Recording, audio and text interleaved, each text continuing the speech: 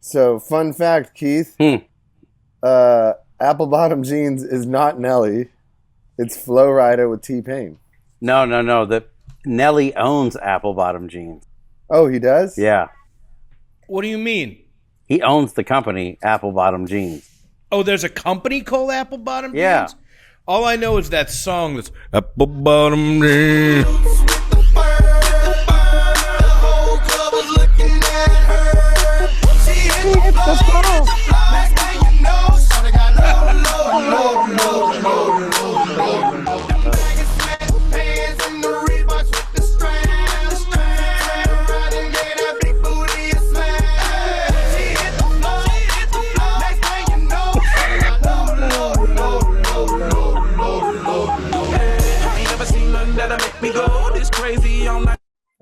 Dude, that song is a banger, though, huh? It really is. Hey, everybody. Welcome back to It's All Bad. This is Mike. I'm here with... I'm Keith. I'm Russ and Danny. I'm Charlie. Welcome back.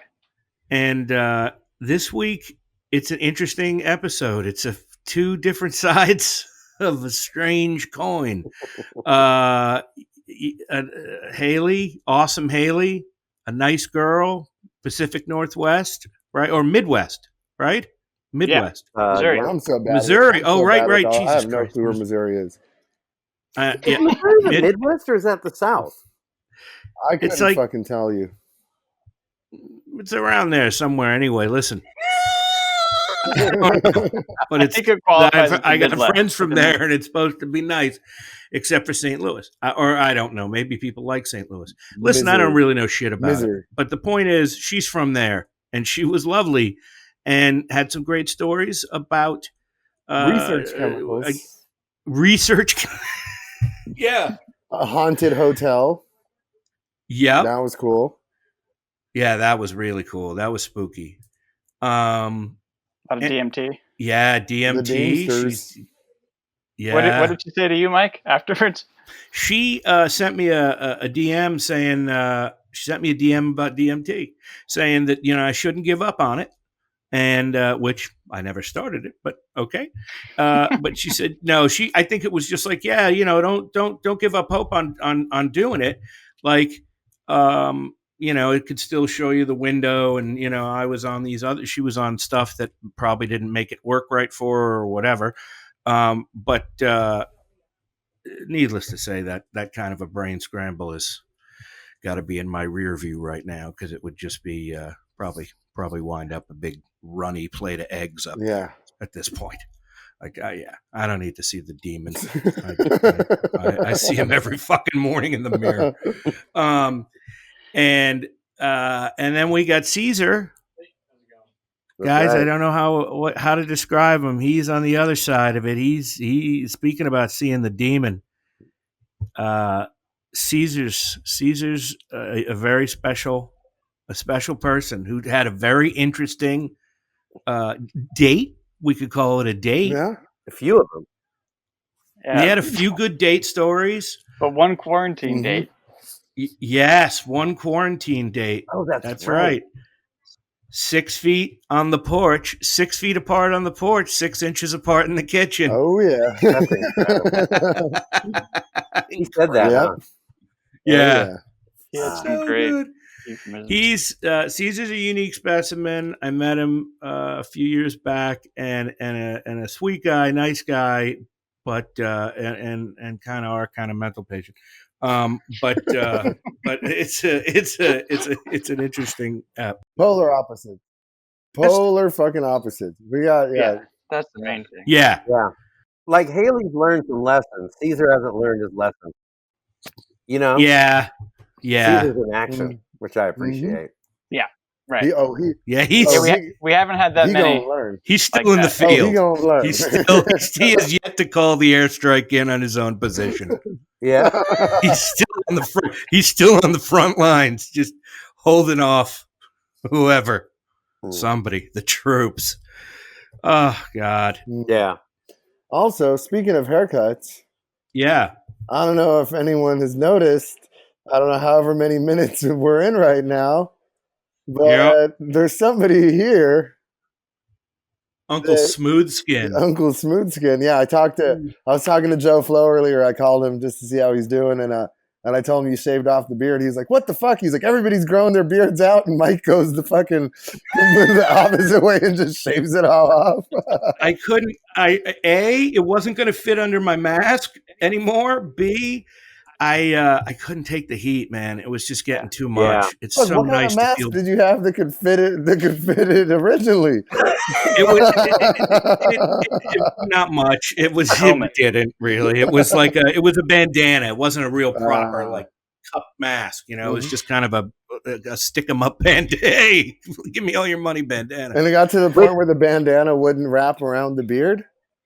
No, it just it was sticking out the bottom. It was sticking all out the sides and shit. And then it also, the other thing it does is that when it gets super dense, it's not only hot, but it also makes my CPAP fit like shit. So it's very easy to have leakage.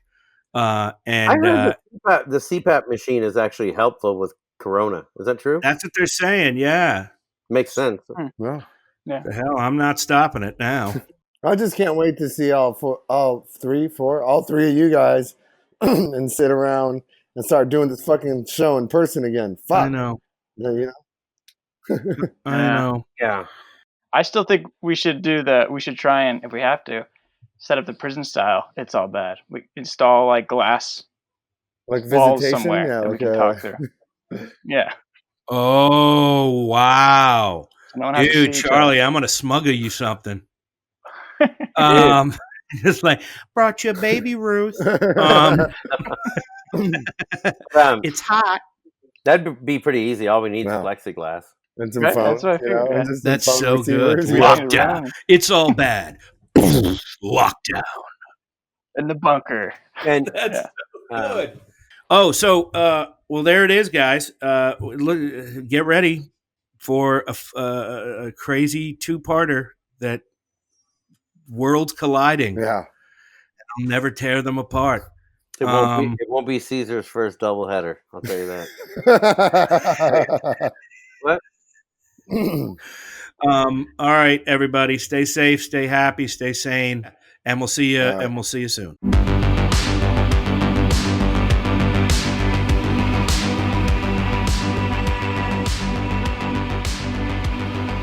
Nice. Hey, my name is Keith. Hold on. Welcome back to It's All Bad. My name is Keith. I'm here with... This is Mike. What's up, Mike? I Hey, am man. Russian Danny. Hey. We got Charlie in the cup. And we have a very special guest. And Haley. I'm awesome Haley. Awesome Haley. Yeah. Great. Yeah. Who gave you the name Awesome? Or is it Awesome Haley? Well, people were like, all the time, they were like, you know what, Haley, you're just so awesome. You're so awesome, Haley. And I'm like, okay, I guess I'll take it. I can tell you for a fact, nobody else on this has ever been told that. Yeah, no, I was going to say, I've never heard that before. Actually, Charlie has. When he Maybe. Charlie saved a bus full of kids that were drowning in Manhattan Beach. They're like, man, Charlie, you're so awesome. But the rest of us, no. They were all drowning in the bus. They were. The bus went off the pier, and Charlie actually, he doesn't like to talk about it, but he actually pulled the whole bus out of the ocean. The thing that people have said that's really fucked up, though, is that Charlie put the bus in the ocean, go in there to save it. Well, welcome back, everybody. Nice to meet you, Haley. Finally. Yeah, I'm really excited to be here. Yeah. Thanks for having me. So tell us, where do you live, Haley? I live in Columbia, Missouri, Right. where the University of Missouri is. Oh, okay. Yeah. Yeah, you grew up in Missouri, right? I'm actually from San Francisco. Oh. Yeah. And then I moved to Missouri when I was 4. And then I moved to Marionville, Missouri, where my dad still resides. And then when I was 6, I moved up here to Columbia. And then went to high school in Marionville, and then came back for college. And I've been here ever cool. since. Yeah. Nice. Yeah. What's it like? Columbia's definitely my home. Yeah. Oh, cool. Yeah.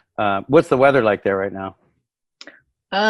Well, it's cloudy, but earlier today it was sunny and 80 degrees, Oh, which Okay. is pretty nice compared to what it has been lately.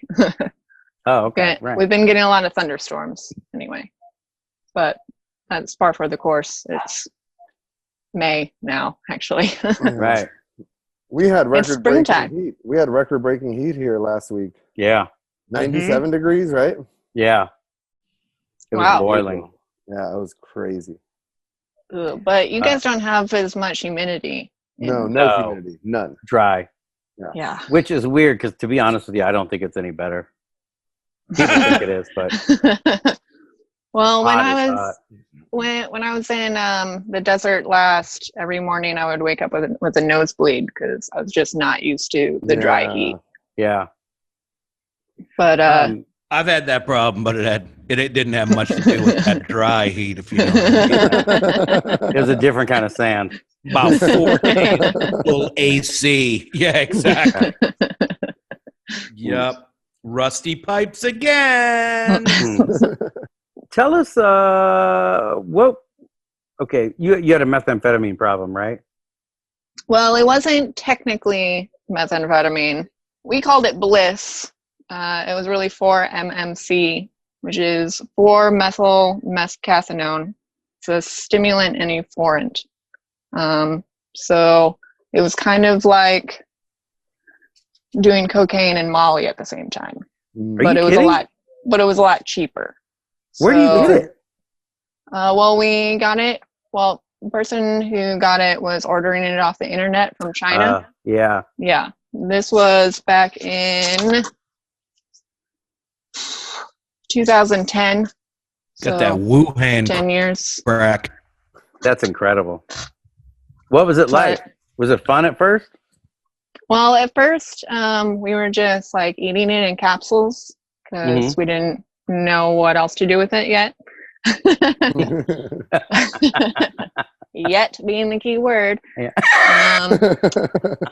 And then after a while, we were like, oh, wait, we should just snort this. And then it became like a real problem because if you were just eating it, it was more like Molly. Like you would just like be like overstimulated with like, you just wanted to hug every single person you saw.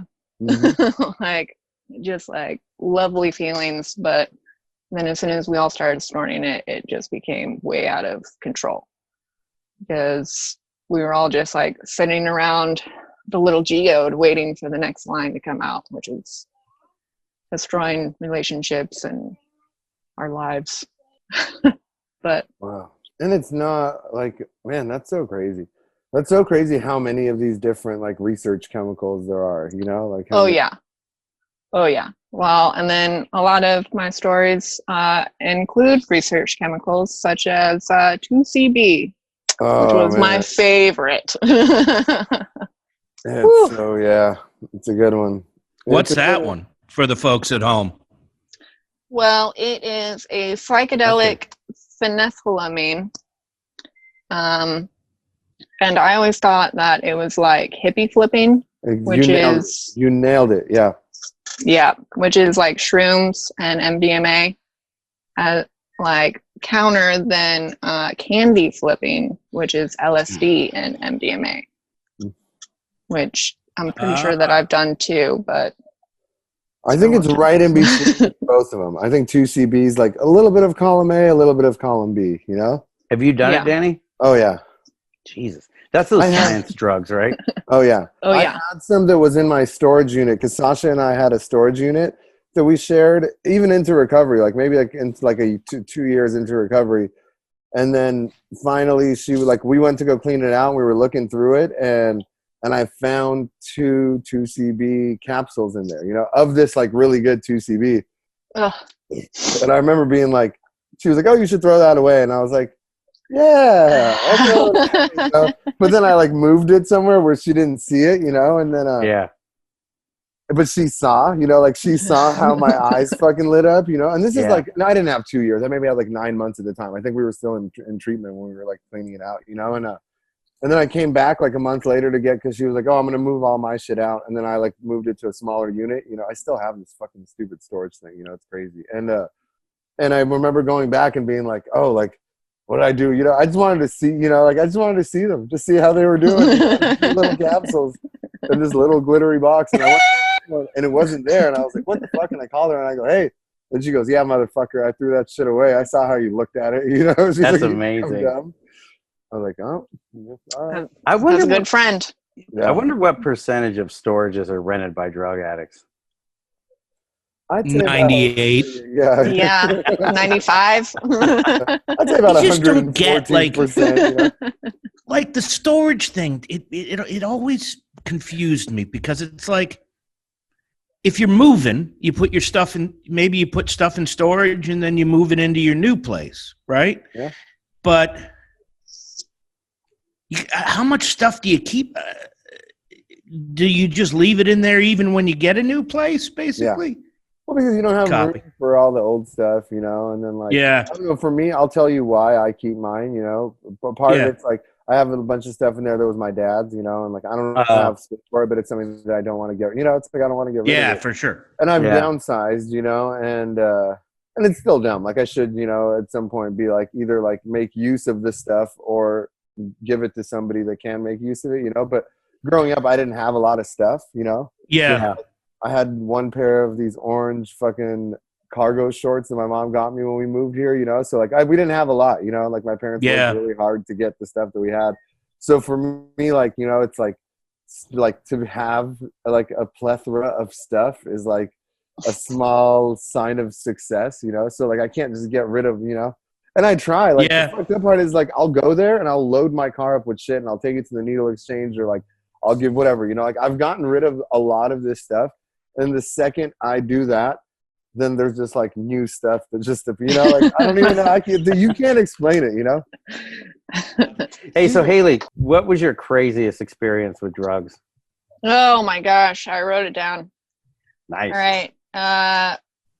So it must have been 2011 because the place where Missouri has their festivals, well, where they used to have their festivals, was a place called Camp Zoe. It was in Salem, Missouri, outside of Rolla, and it used to be like a camp, like Camp Zoe, Mhm. and they used to have like kids there. Yeah. And then it got shut down in 2010. So the next summer in 2011, we went to Underground Sound, which is an EDM festival. And I was dating Clayton at the time, who was a member of Sidlix, and they were supposed to play there. So it was being held in a place in Illinois, and it's kind of like how Danny has talked about before, like trying to find the raves in the middle of the desert where you like drive 4.6 miles. And you're like, is that the turn we're supposed to turn on? That little like overgrown path? Like, okay, there's no signs. Like, you're just like driving through these back countries of Illinois. And there were so many, there's a lot of prisons in Illinois. So like every so often there'd be a sign that said like, do not pick up hitchhikers. Oh, yeah. And we're like, okay, we weren't planning on it unless they looked like they were going to a rave. Yeah. Yeah. Definitely don't pick up the ones that are like, I'm going as far as you go. Yeah. Get me out of here. Oh, you just got out of prison. Let me take you to an EDM festival. That'll be great for you. But so it was August. So August in the Midwest is hot as balls. We have like 95% humidity. Oh, I think it was like 110 degrees. And And my smart ass, I was like, oh yeah, I'll just bring vodka and olives and we can have martinis at our campsite. Except we didn't bring a cooler. We had no ice. So I have like 90-degree vodka and like this hot ass thing of olives. Oh God, it was so horrible. And then I went away from my campsite and like was just like exploring by myself, and I had gotten this pressy from one of our who we thought were friends, and he told me it was MDMA. So I was like, fuck yeah, I'll do MDMA in the woods. And I took it, and it was not MDMA. I didn't find out until later, but it was a piperazine. What? It's a PIPERAZINE. Oh, some kind of drug. Yeah, it's like some kind of research chemical, I guess. And it just made like every muscle in my body just clench up. No way. Yeah. And I remember like finding the coolest, like quietest place I could. And it was like this little like creek that was running through like the farm or whatever. There was a bunch of trees and it was kind of muddy. So I just lay down in the mud near the creek. And I just remember this guy coming up to me and like poking me with a stick and being like, you okay? I'm like, no. No way. No, I'm not. You were laying in the mud? Yeah, I'm doing yeah. doing amazing.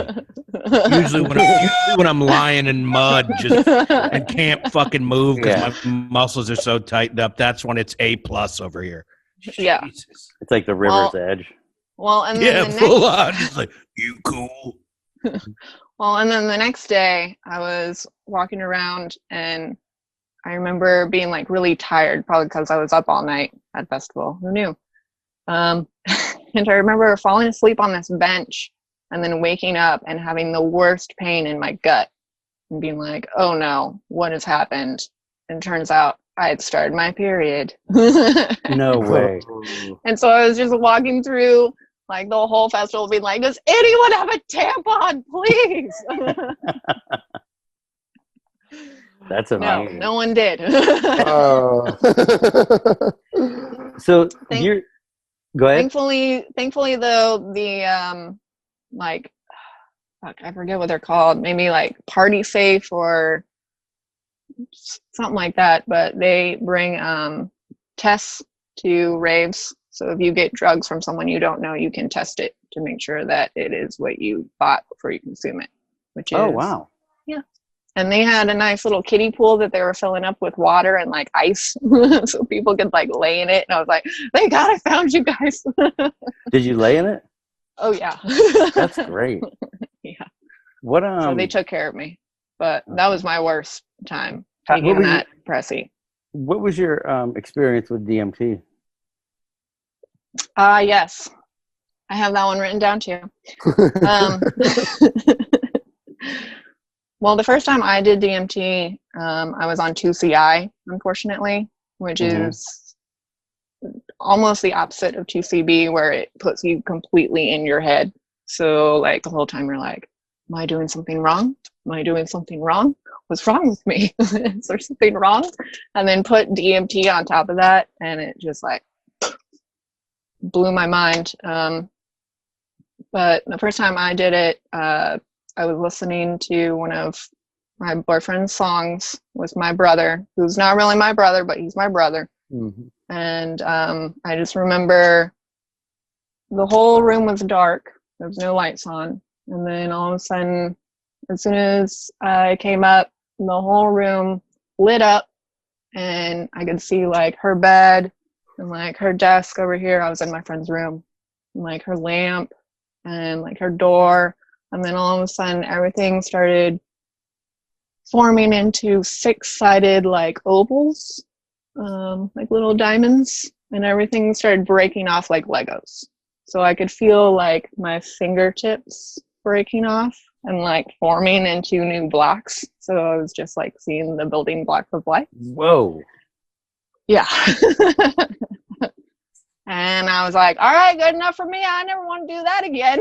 Whoa, that is wild. And I was like, I just died, like for real. Yeah. But then my brother, he was really into DMT. It was like his favorite drug. So we had these friends from St. Louis, and they knew how to make it.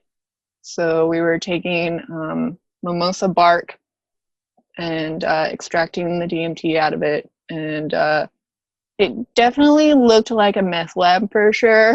Really? but it definitely wasn't. That's and I just remember, too. oh yeah, it smells like death. It Ugh. smells like death Ugh. mixed with fucking doo-doo. You know, it's like Yeah. What Like if you DMT like- does? yeah, like Yes. like when it's like I can't imagine what it's like when you're making it, but like just the smell of like when it's done or when you burn it, it literally Yes. smells like if you were to shit yourself on your deathbed, Yes. bottle that scent. That's what I imagine it would smell like. Ugh. Yes. Really? Exactly. Is that gnarly? Yeah, you never done it, Yes. Me, I never have, Mike? and You never blasted off? but I think I'm gonna. A buddy of mine who is a very old friend just got a pretty amazing little hallucinogenic setup from someone. I don't know who the fuck they got it from, but it's like all the people they take it who do the mushroom chocolates and all that shit. They get so serious, and these things are fucking gorgeous. Like they're pretty, they're packaged. They look like if you bought them at like Saks Fifth Avenue or like that fancy candy you buy for gifts. And I was like, there's one in it that supposedly is like there's mellow mushrooms, then there's like super mushrooms, and then there's mescaline. They have just plain straight mescaline. And then what happened to Keith? I'm here. He's there. Oh, there he is. Sorry. Oh, I didn't see. I got it on a funny view. Hey, Keith, is this a computer? Jesus, I'm sorry. It's just pathetic. What do you think it's going to be like when I'm like 70? Are you guys just going to have to keep walking me around, showing me shit, explaining what it is? That's an apple. Yeah, you're fucked. Charlie said you called him I am- earlier trying to figure I out how am to turn the TV on with the remote. fucking, dude. It's getting dark. My dad's about to turn 70 Oh, really? Nice. next Yeah. year. Well, Are your parents just- pretty normal, Haley? My mom is a teacher. We're on kind of bad terms right now, so we haven't talked in over a year. But my dad's retired. He used to be a construction worker, doing drywall. He used to come home and tell me that he had been rocking and rolling all day. Nice. Yeah. so he also said, a comedian. Yes. Aw. He- That's such a he good had- dad he had- joke, I though. got one more quick DMT question for you, Haley. Oh, Yeah. Did you? Did you? Oh, my buddy has DMT. That's what I was saying. Yeah. And I'm going to try that Who's shit. calling me? I just realized you Oh, is have that an how you do it? amazing hat, Danny. That is incredible. Oh, thank you. Nivea. That is fucking strong. Boys of That's so summer. con- Boys it's of like the- summer 2020. it's so confusing because you're just Yeah. like lotion. Yes. So yeah, all right. Wait, let me ask Haley this, and I'm gonna go after she answers. I have to turn my phone on airplane mode. Did you break through on your first time doing it? No, How many times did it take you to break through?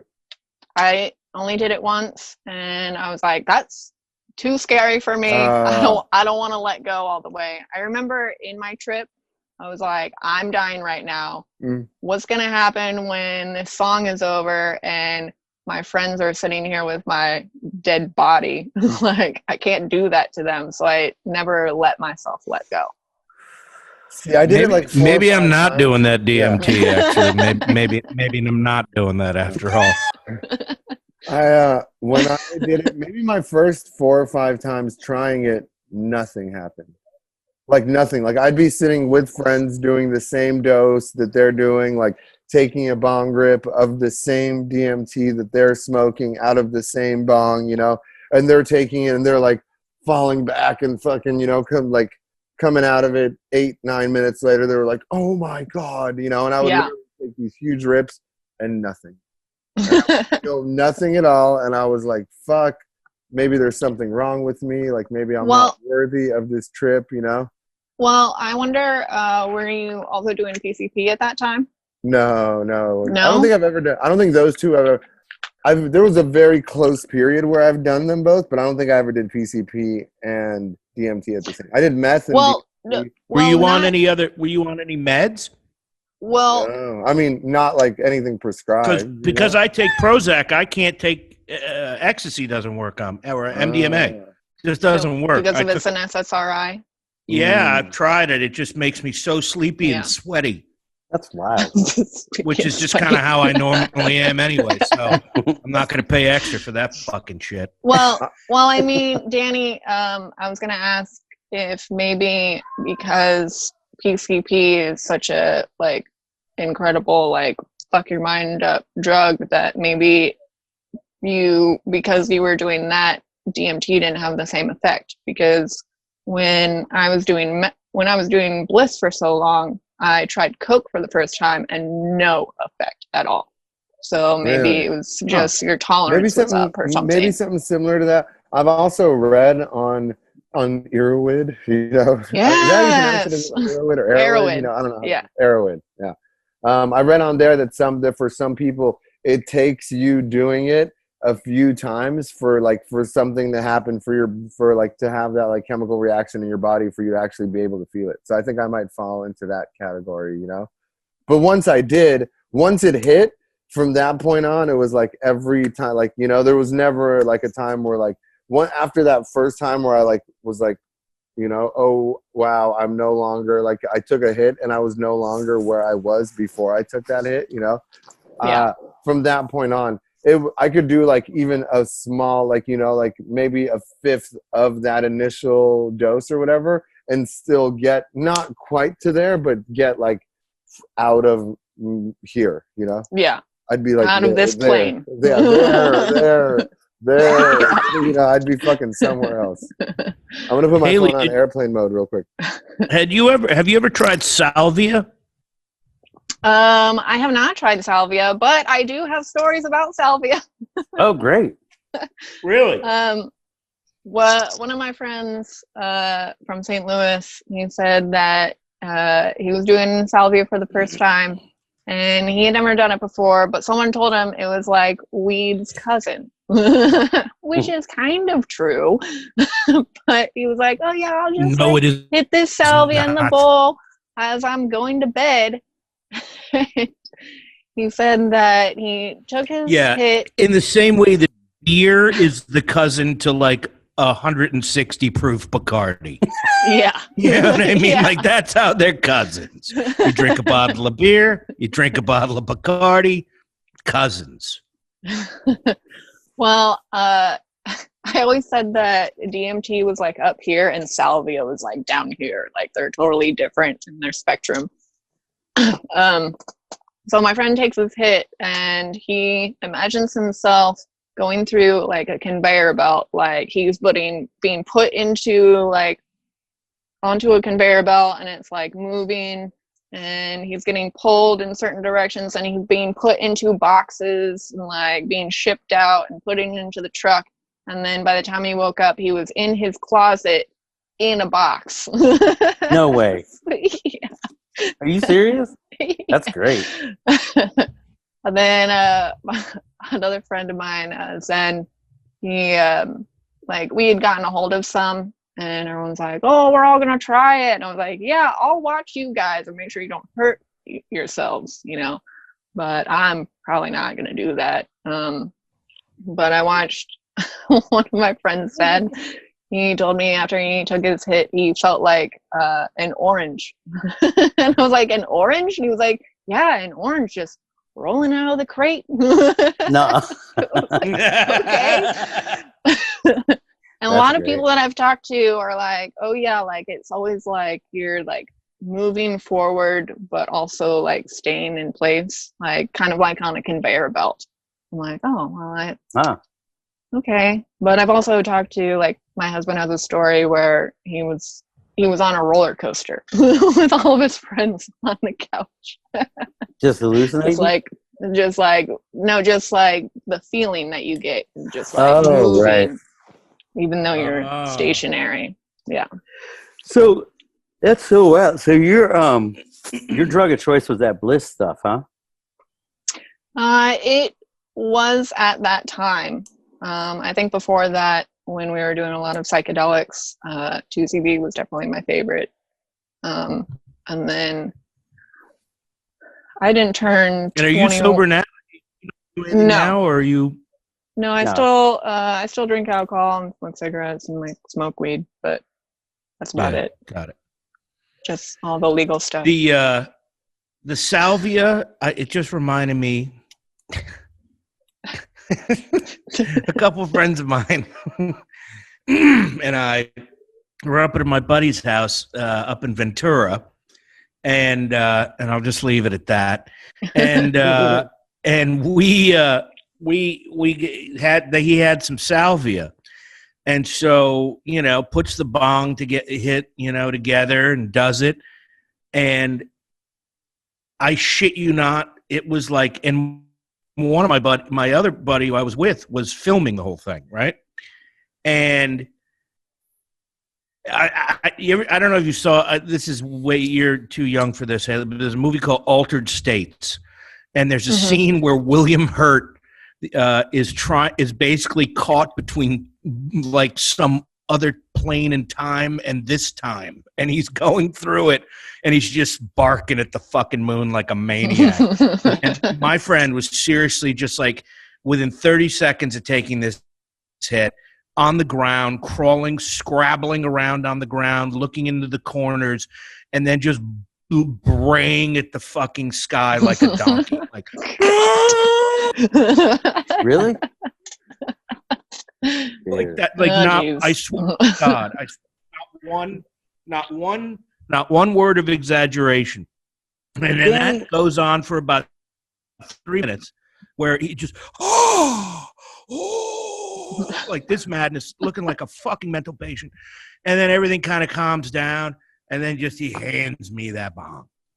I was like, "Are you fucking crazy?" Like, no, man, no. Worst drug. Like, no, it's so good. And that's the last time I can remember, and probably the latest in my career of taking any kind of substances, where I fake took a drug. Like, I haven't fake took a drug in a fucking minute up until then. This is like 10 years ago, 8 years ago. What was it? Salvia? It was salvia. And I just was like, oh yeah, no, I'll hit that shit. It's like some head shop shit, And I'm just like, I guess it's not working like on spice me. or something? Dude, whatever it was, it put a 35 to 40, probably a 40, like a 40 couple-year-old man just to his knees, barking at the moon like an animal. It was incredible. You've done it too, Danny? Oh yeah, fuck. One of my worst experiences. Danny, have you ever said no to anything? I'm not even trying to be funny. I don't think so. That's the fucked up part. It's like I literally thought about it. I don't think so. I mean, I've never seen when there's drugs that I was like, I'm not going to do that. Like with that one dude that was like, we're like, I think I talked about it. Maybe with Lucky and Lepke, with when we talked about the dude that was like, hey, are you a weed head? And I was like, hell yeah. Like when the drugs ended on Hollywood, and then he was like busted out the little pookie bong and tried to do like a bunch of weird shit with me. I couldn't I didn't do any weird like sexual stuff with him, but it didn't stop me from getting high with the motherfucker. And like I was like, I'm not gonna this was like in my 10-year hiatus from doing amphetamines, and I was like, well, I'm here. This fool's here. He got some dope, like let's do it. I don't think there's ever been anything that I've said no to. Like I'm trying to think. I'm literally trying to think. No, I don't know. There's nothing. I'm like you. I mean, I never sold my ass for drugs, but that's because there was no buyers. You know what I mean? I've heard dudes share that shit, where they're like, whatever. I'm not gonna name any names for a dude, like, but he was like there and his wife was there and he's like, he's talking about it. He's like, yeah, he's like, my last hustle I had was fucking going and selling my ass, and like doing whatever, and he's like, and I got no shame about it. And I'm all sitting in a meeting with a few years sober, and I'm like, fuck, I didn't think of that. Like I probably could have gone. I probably could have gotten a little more out of this fucking thing. The thing is, the amazing thing about this conversation is, had we all been adventuresome, the three of us could do something, and Charlie too, we'd serve a whole bunch of different aspects of the community. That would be the thing. If we were selling ass, it would be like we're almost a perfect variety pack. What do you feel like? Actually, you're wrong. There's Danny, like a young Russian dude, because he'd have like those orange cargo shorts on, in an accent, like he was lost in Hollywood. And then there's Keith and Mike, two fat, hairy white guys. There's not much of a difference between you and I, Mike. I hate to break it to you. No, and Charlie would have been 4. First of all, Charlie's another story. Yeah. You are. Wait, are you talking about? I thought you were saying sell your ass. That's not the girls, is it? No. Right. But I'm saying we kill Wager. What are you talking about? First of all, you're not a fat man. You're a very fucking fit man. Second of all, I mean, you're nowhere near me. You could put you inside of me. Second of all, like a tauntaun, just sleeping me like a tauntaun. Second of all, we have a niche. Are you kidding me? What about Mike's super pumped on it all of a sudden? Like Mike's literally been in his house so long. No, I'm just saying. Truth comes out. I'm just happy to have a niche anywhere. I'm not saying I'm gonna act on it. Social D, bro. Social distance. Well, if we don't have any jobs, we're gonna basically be. It's nice to know that we can auction Charlie and Danny off. You know what I mean?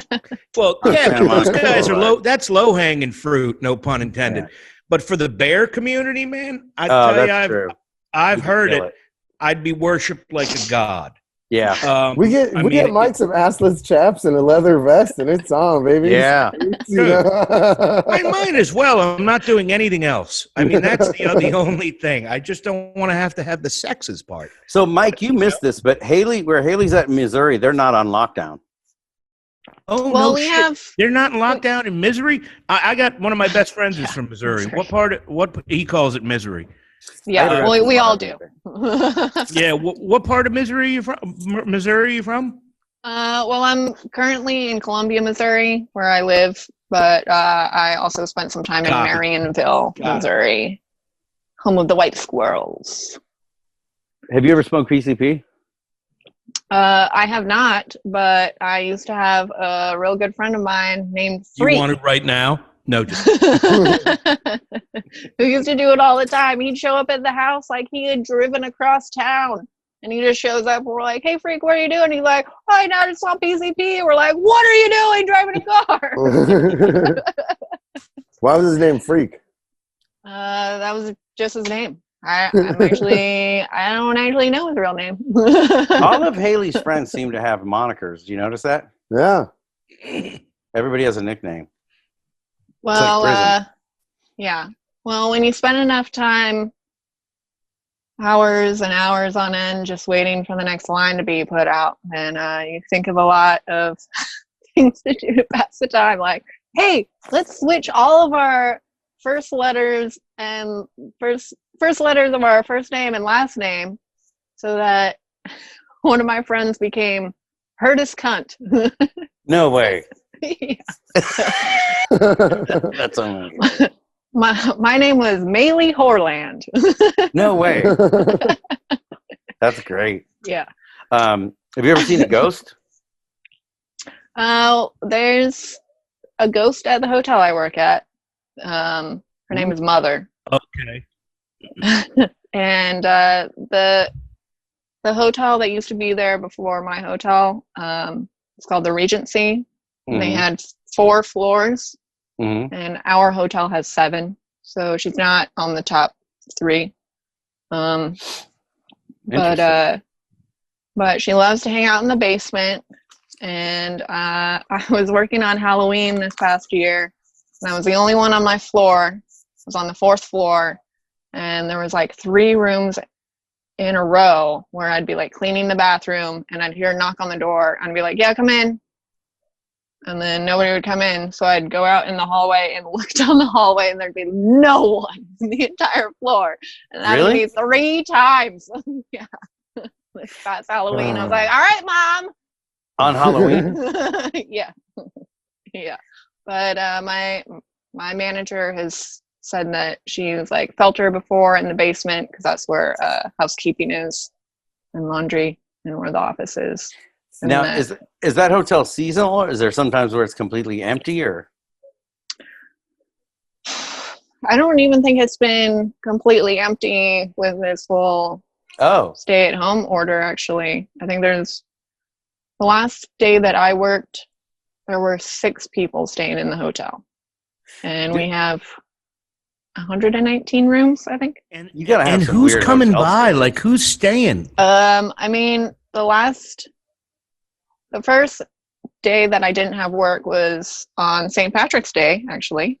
A good marker to remember that. But I actually took a friend of mine to court that day, so she could get her son back. And like, we were even talking to the people at the court, and they were like, yeah, we don't know how longer like the court is going to be open. Like, like we don't know anything. But that was in early March. But I mean, like, the DMV has been closed down for a while, so I have a lot of friends who don't want to leave their house because their plates are expired, but like they can't renew them. So like, what are they supposed to do? Even my husband, he got denied beer the other day because his ID is expired, but he can't go to the DMV to get a new one. So, why? Because it's closed. The DMV is closed. The DMV is. I wonder if our DMV is closed. I didn't even thought of that. Oh yeah, it's been closed. Yeah. It's been closed for over a month. That's actually probably great. Well, and then like right after like things started closing down, like the library closed down, and then all of a sudden I started seeing so many homeless people on the roads. I was like, where did they all crawl out from? Like, because they hang out at the library. From? Yeah, because they were all hanging out at the library because free internet, like free heat or AC, depending on which season it is. That's the hustle right there. Yeah. Yeah, that Hollywood library. You go, the Hollywood. That one on Ivar. Yeah. The one on Sunset and La Brea, Sunset and La Brea. That one cracks off. And that one, the one across from El Gran Burrito, where El Gran Burrito used to be Vermont, and what is that? Vermont and Melrose. Oh, yeah, Vermont and Santa Monica. That one cracks off. That's Vermont and Santa Monica? Yeah, that brick one. You know what's the one thing I've seen so many people remove waste from themselves in front of that place. It's like, sir, I'm sorry, sir, you're and all right, you're doing it. Do you have any weird hotel stories, like druggies at the hotel or anything? There used to be I want to say it was the Travelodge, and it's kind of like in the north side of town, and the north side of Columbia is like seen as like the bad part, I guess. Okay. Like the south side is where all the college students live, all the rich people. So it was kind of near the north side off of I'm sure there's like 2 or 3 people in Columbia listening to this because I turned them onto the podcast. It was the one on Vandiver and Range Line. Right next to the Waffle House. And, always near the Waffle House. Yes. That's the truth. Yes, that hotel is no longer there. I think they must have demolished it a while ago. But I went there, and it was before all of my best friends are now my best friends. Like, it was before I had met all of them, really. Yeah. Geez, I must have been 19, maybe 8. No, definitely 19. And my roommate at the time was prescribed Adderall, even though she probably didn't need it. Nice. But she was like, "Oh, Haley, you've never done Adderall before? We're gonna do Adderall together." And I did like for my first time, finding out later, like it was an exorbitant amount. Like I should not have taken that much my first time. I can't remember how much it was. Like I didn't know anything about it at the time. But so we go to this party that somebody we know's having a party at the Travelodge in this hotel room, and we show up and there's like 30 or 40 people stuck into one room. No way. Yeah, we're like, okay. Like, this is a crazy ass party because everyone's like sitting on the floor, like, like really? away from each other. Oh yeah. I met my friend Rebecca there. She had rented the room. It was her friend's birthday, who was a little person. I forget her name, but she was crazy. Like when we walked into the room, she was jumping up on the bed, up and down on the bed, yelling, "Mommy, I can fly! Mommy, I can fly!" And I was like, "What the fuck did I just walk into?" No way. Are you serious? That's great. But Well, she was a maybe stripper. she could fly. She was a stripper? With those springs, maybe. But a lot of the friends that I didn't have then, but were my future friends, they were there, and a lot of them were tripping on acid. And I wasn't on acid. I was just like speeding out of my mind for like the first time on Adderall. And maybe one of my first times actually ever. And I just remember like feeling the energy off the people who were tripping. And I was like, oh my gosh, I don't have to do drugs. I can just live through you. Even though I was definitely on drugs at the time. But yeah, that was probably the craziest time. Have you ever had a bad experience with alcohol? Oh, yes. Several.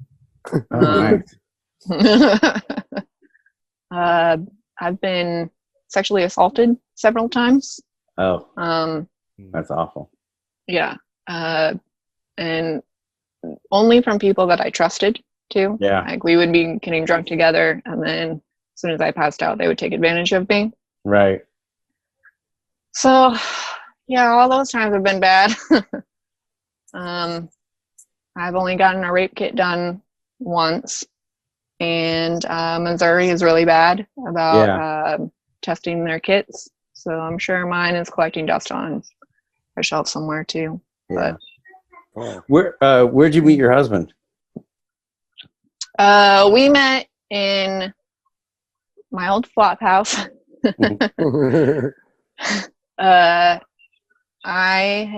We moved to Mills in 2012. So like probably May 2012. And then I was there with my ex, who was the DJ, and my brother and his girlfriend and another friend of ours. And then the next year, our friend of ours moved out. My brother moved out. His girlfriend moved out. And we got a whole new slew of roommates. That kind of went on for the next 4 years. We had my friend who had suspenders live with us for a few years.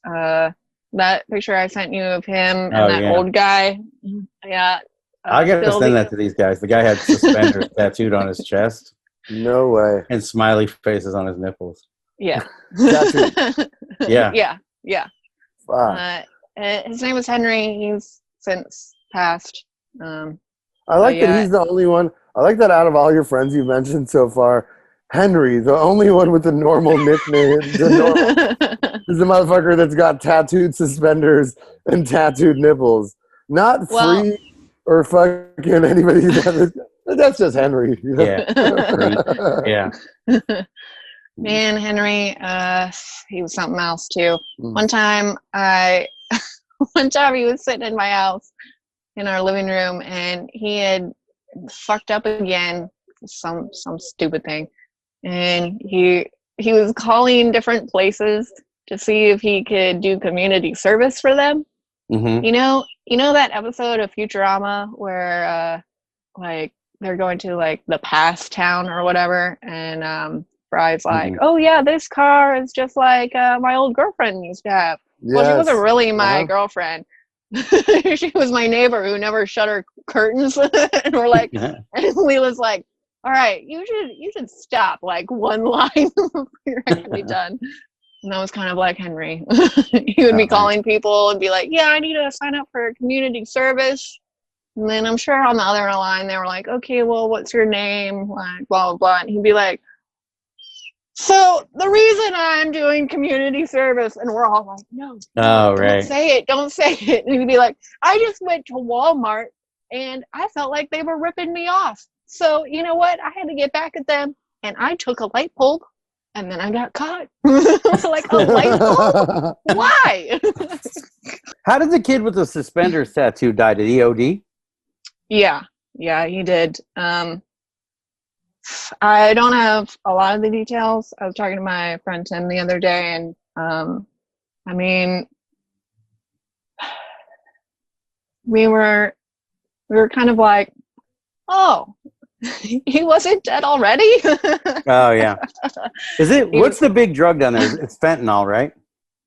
I mean, I'm not too big into the drug scene anymore. But I just had a good friend of mine overdose on fentanyl a couple years ago because he had been clean for a really long time, and then his friend was like, oh, please just do this one hit with me, and he's like, oh, okay, and it was too much and quick sudden overdose, and it was like it's usually the ones that have been clean for a while too, you know, like that's who it fucking gets, you know. I just heard a crazy, like I got my friend in a treatment yesterday. It was a whole fucking, I mean, it was insane. I got there at like 2:30 to help to take him, you know, and we didn't leave his brother's house until 9 o'clock. So like, just like, you know, him packing and doing all that. But we were just like reminiscing about there was a girl that I dated when I was 16, and then he dated her when he was like 25. I introduced them to kind of, because they were both bothering me, and I like introduced them. I totally forgot about this like chapter of my life that like I pawned off my ex on like one of my best friends.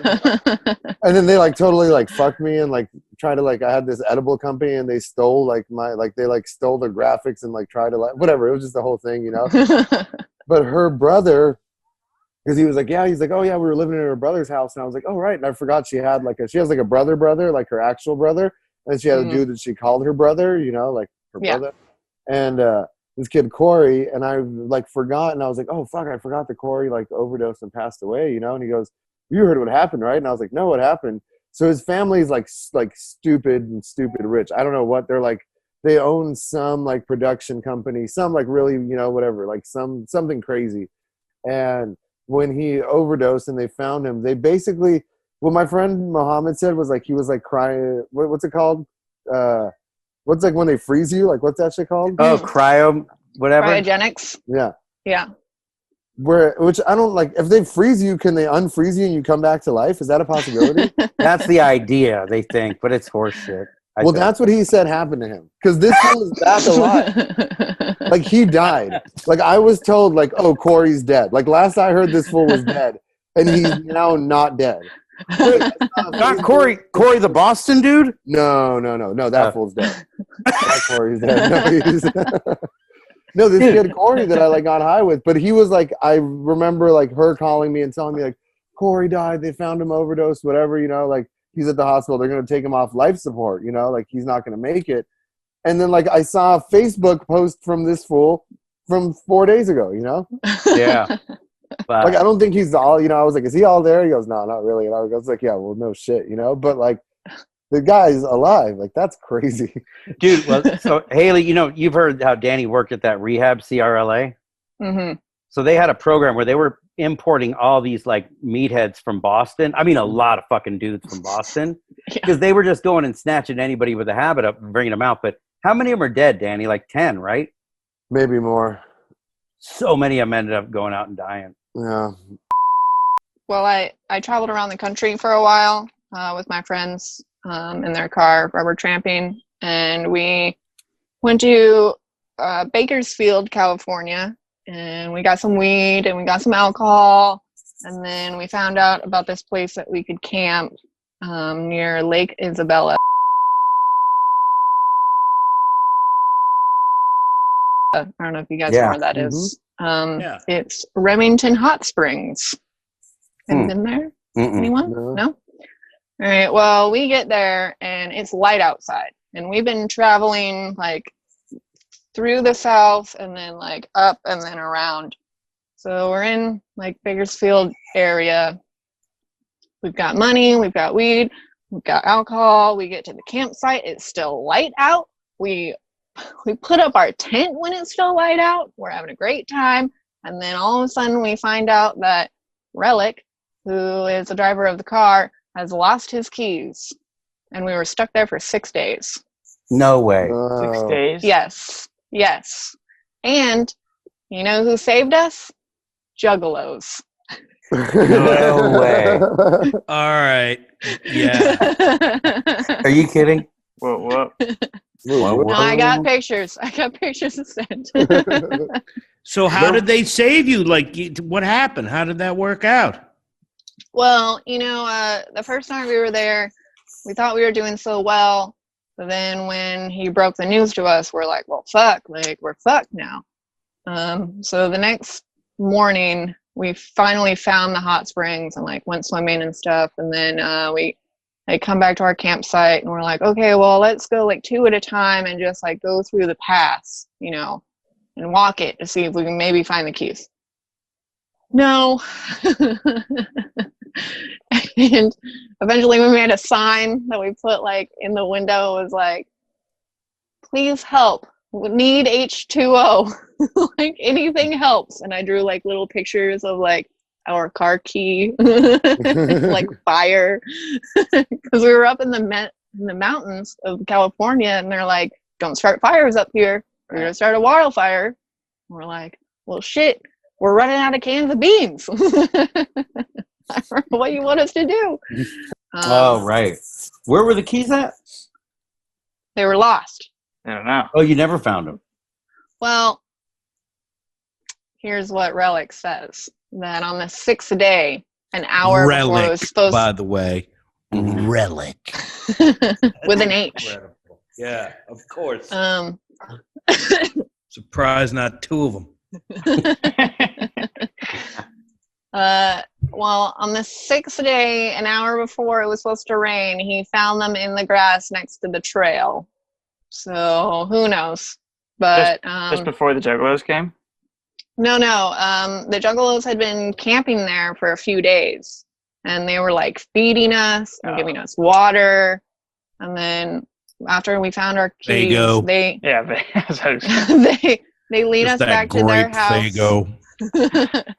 They lead us back to their house in Lake Isabella, and they like gave us showers and like fed us and gave us some money, and Juggalos are pretty cool like that. Yeah, great told us that we were in the family now. Oh wow! Great. Yeah, like, gave my friend Sticky Joe a mohawk. There was one named Sticky Joe. Sticky Joe. Well, how do you get that nickname?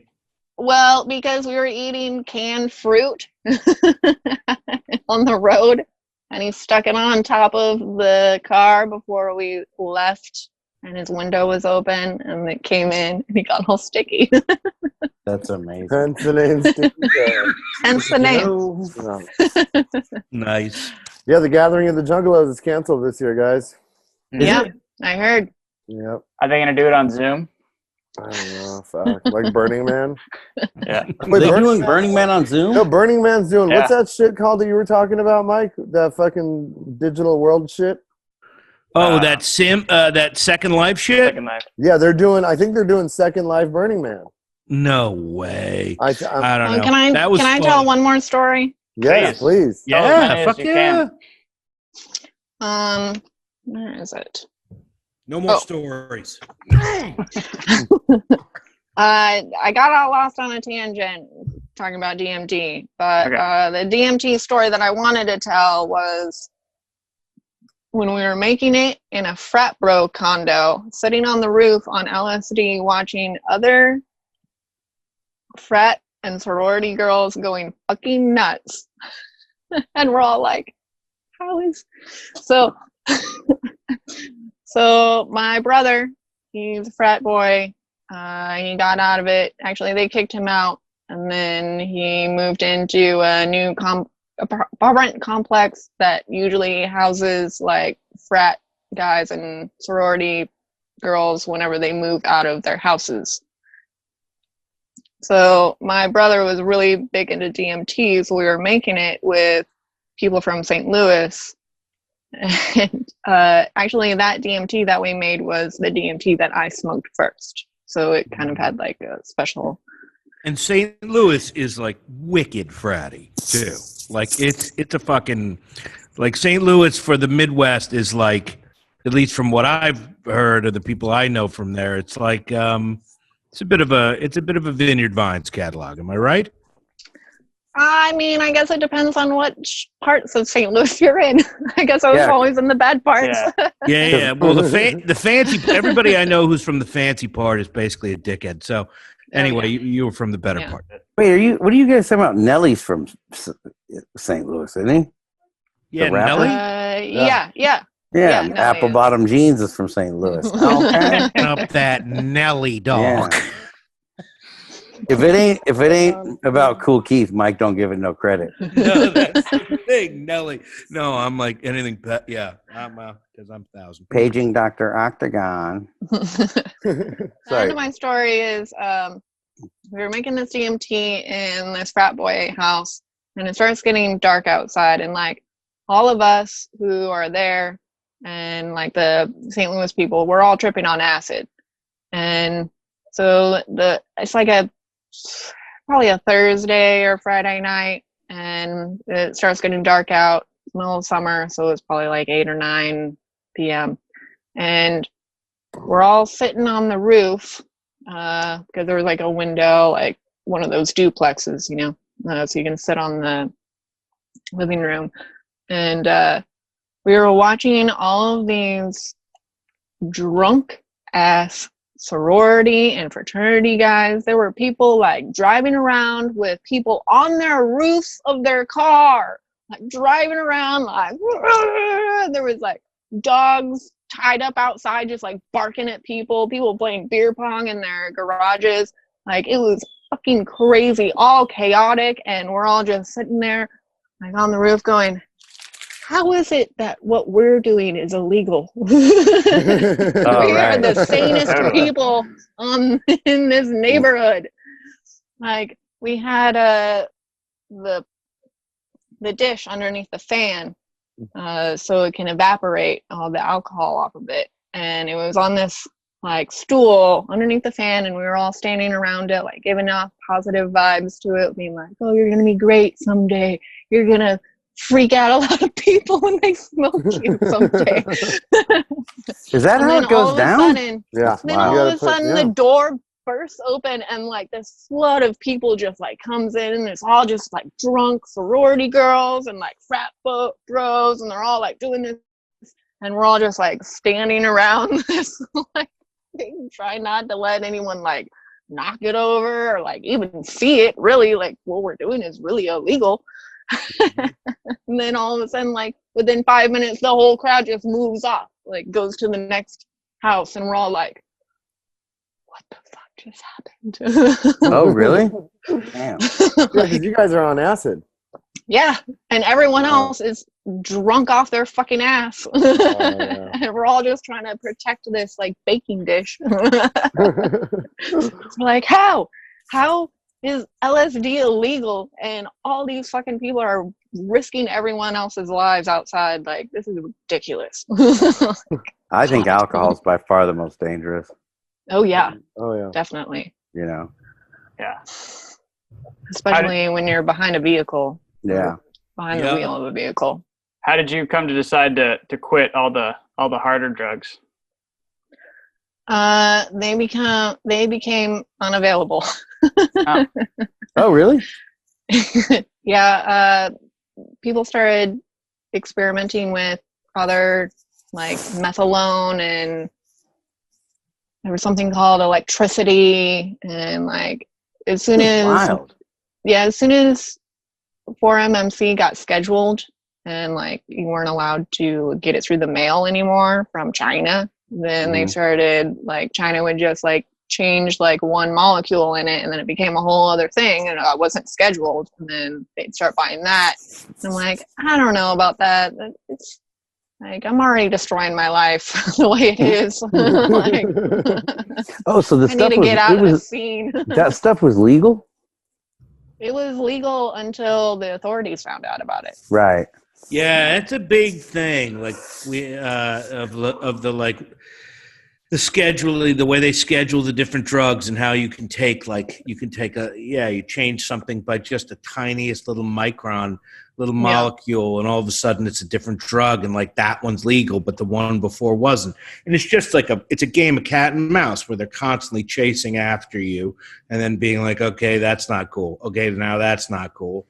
And then people still, but I agree, like that's a good fucking way to get the wrong molecule, right? That's a good way to be just like, oh yeah, sorry, this one makes you poop your pants for the rest of your life. Sorry, no, we didn't know, but that was that molecule. Tough break. Were we, Charlie? Were you recording when I had the fortune teller out? I was, but I think only Keith saw it. Yeah. Show Mike the lighter too. Oh yeah. I want to see. Oh, that's it's great. So good. That's awesome. So good. Yeah, that's rad.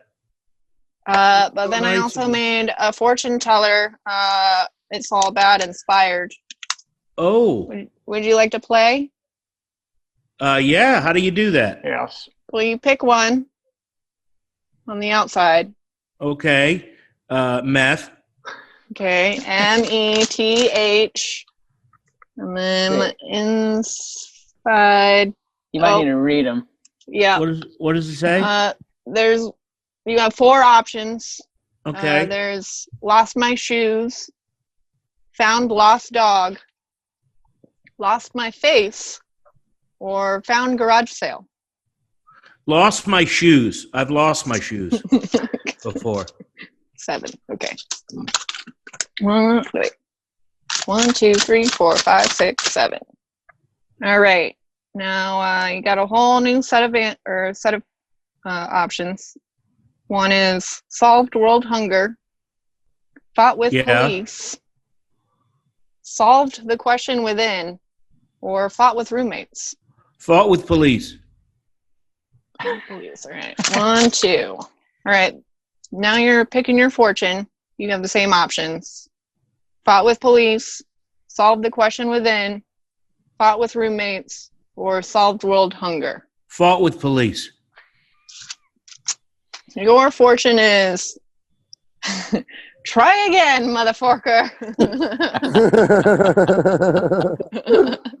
That's very good. That's great. good. All right, let's do mine. I want to do me. Yeah, come on, Danny. That's good. Yeah. All right. I mean, I think everyone knows what drug I'm gonna go with. Let's get wet. Let's hit that PCP. PCP. All right, you get fought with police, solved the question within, fought with roommates, or solved world hunger. Let's go. I'm gonna go on the positive note. Let's solve world hunger. Okay, that's 1. Took PCP, solved world hunger. Lost my shoes, found lost dog, lost my face, or found garage sale. Oh man, this is a tough one. Found garage sale or wait, what's the first one? Found lost dog. Found lost dog. Let's go found lost dog. Okay. 1, 2, 3, 4, 5, 6, 7, 8. All right. Now you get to pick your fortune. It's lost my shoes, found lost dog, lost my face, or found garage sale. Found garage sale. Your fortune is you are on the run. Yeah. At home. Oh, thank you so much. Thanks, Haley. It was great. Yeah, and the lighters are so cool. And thank you for letting me know my fortune. Yes. Yes, and I have personalized lighters for all of you, and like another little couple gifts. I just need to get in post office. Oh, thank you so much. It's awesome. That's so nice of you. Yeah. Well, yeah, take your time because don't go to the post office unless you have to. Mike's not checking his mail till August, so I got my mail today and then just had a full-on panic attack and then showered. Well, I told you I'd send wipes for you, Mike. Yeah. I can't wait for the wipes. Are you wipeless? I'm wipeless. I have no Clorox wipes. I have none of that. I did get a big thing of bleach today that I was so excited to get. I almost took a shot of it. But because the president says that doesn't work. No, the president says it does. And now, Haley, let's not be silly. And you're scared of needles. It won't work for you, Mike. Sorry. That's right. No, I got this bleach, so I put it in a bottle so I can just spray that on everything, my face, skin. Nice. I might have some wipes for you. Let me check. Oh, dang. All right. Yeah. But Haley, thank you so much. It's so great having you. Yeah. It was a blast. I'm glad. I've been looking forward to this for a long time. Cool. We're glad to have you.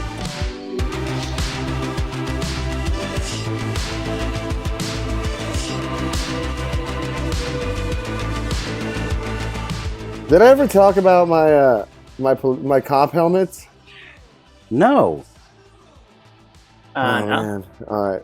Well, is that the one you're wearing in that photo when you're with the homeless guy? Yeah. My buddy that I took to rehab yesterday, we were reminiscing about when we saw Jay-Z at the Hollywood Bowl and we stole my second police helmet that I stole from the second motorcycle officer. One was LAPD, the other one was a sheriff. No way. Yeah. And it's fucking bananas. Like right off the bike? Right off the bike, yeah. Where they would be like escorting traffic, like after a concert, and they would leave the helmet there, and we would just gaffle their shit and take off with it. Damn. Like a trophy. That's wild. Yeah. And then imagine, but I've always just thought about that poor motherfucker that has to call, because you can't ride the bike without a helmet on back, He's got to call and report that to the sergeant, and the sergeant's like, oh, this mother, either he needs to ride with somebody, holding on to some other cop, or they need to bring him a backup helmet. It's fucked, He's probably still getting shit. Oh, yeah. That's great. Me and Mike Fasari got arrested for ditching school in 1984, and we were in this holding tank at Covina Police Department. Have I told this before? No. There's a big cage, right? It's just a holding tank because we're juveniles. And there's a big cage, with the cop behind it, right? And, he has a little window you can slide open to slide you papers to sign and everything. And the phone rang, and he would slide the thing closed, and it didn't close all the way. And he took off to answer the phone, and Mike goes, my dad's going to whip my ass, man. I ain't fucking... He's like, you know what I mean? He's like, he goes, I ain't going to jail. And he snuck his hand through there and stole one of the jail keys. Those big brass keys? Uh-huh. And he stole it, and he had it in the cell. I'm like, fuck, because it's only me and him in there, And he closed the thing again. And we watched these cops look for this key for fucking hours. Dude, hours. Because, when Mike shut it, they just never thought about it. He had hidden it under the door. Shit. All right. Well, that was awesome, Haley. And that was fucking awesome.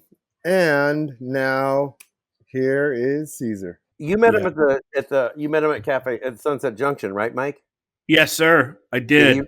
I met him and he at Sunset Junction. What was that? I said, did he ride side saddle to the Sunset Junction? He did. He rides off in that. He was saying the first thing I had heard from him, and I think we mentioned at some point in the thing, was he was telling someone who was quoting some information that he thought was bogus. And he was calling it. He said, that's not you probably got that from some sharticle. And like, fuck is a sharticle? And he was like, yeah, it's like some shitty article. That's amazing. Bullshit piece of news. And I was just like, okay, what's your name, pal?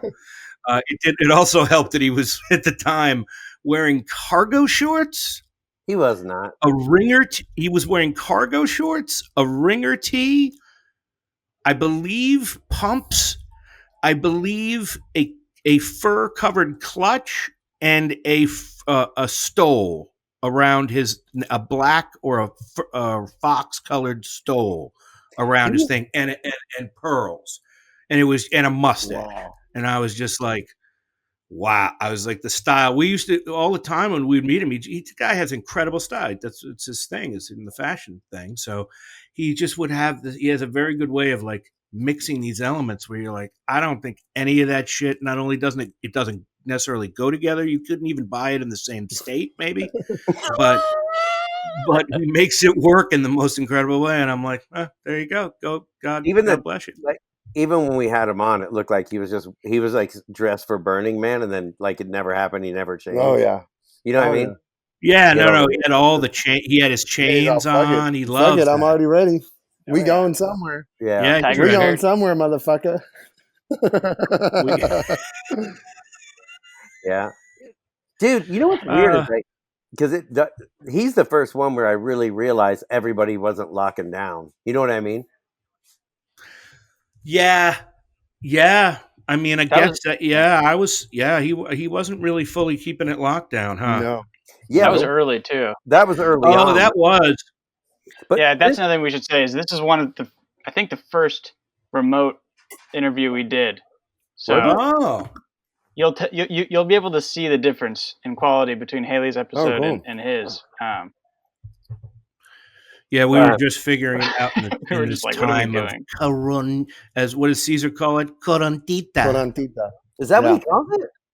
He calls it the corantita. Yeah. He always talks about that. He does this thing on Instagram called Cooking Queens, and if you haven't seen it, K and a K, Cooking Queens, and KWEENS, and it's hilarious. He just does these simple, like, fun little videos, multi-part videos, but he's always talking about how his maid hasn't shown up, how his staff isn't there, and so he's had to come into the kitchen. It's always, he's like, she's like, he's like, Lupita didn't show up, girl, so a white woman needs to do what she needs to do in the kitchen, which is amazing because he's just. I bet he's probably a great cook though, because of his dad.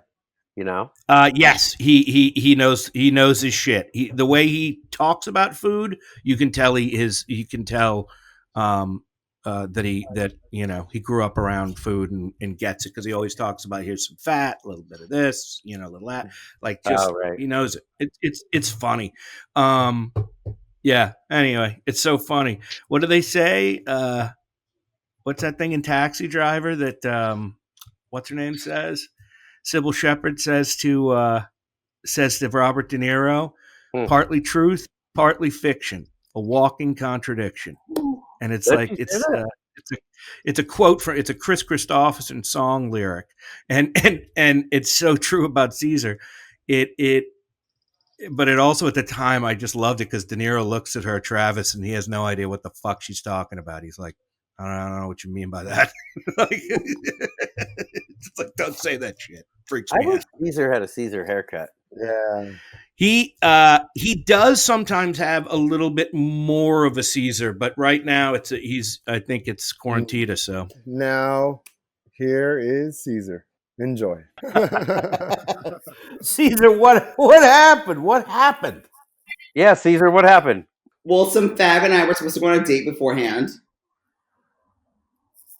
Oh, there's like a pussy hair in my mouth. Anyways.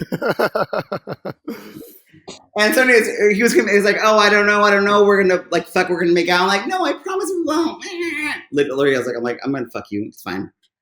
And he came over and we're 6 feet apart on the patio. And then we're 6 inches apart in the kitchen.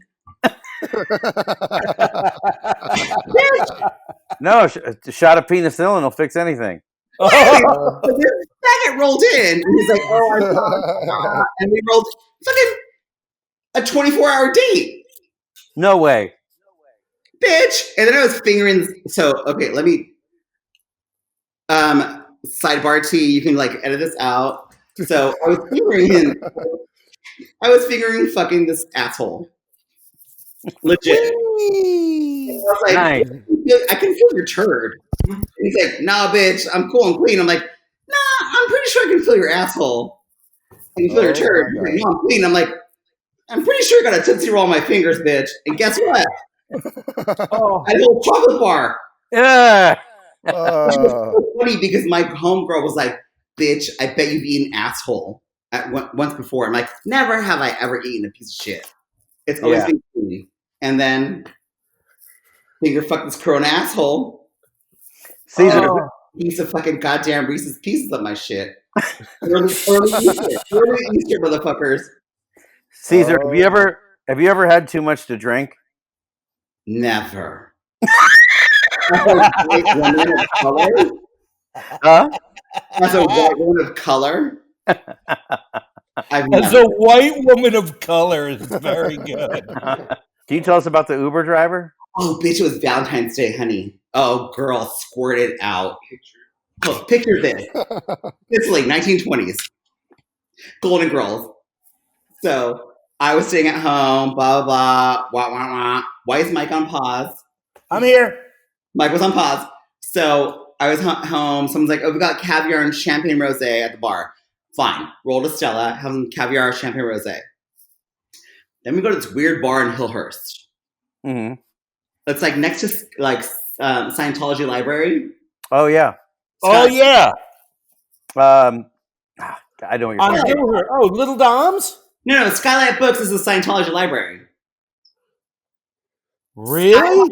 It's owned by Scientologists. No way. No way. Yes, ho.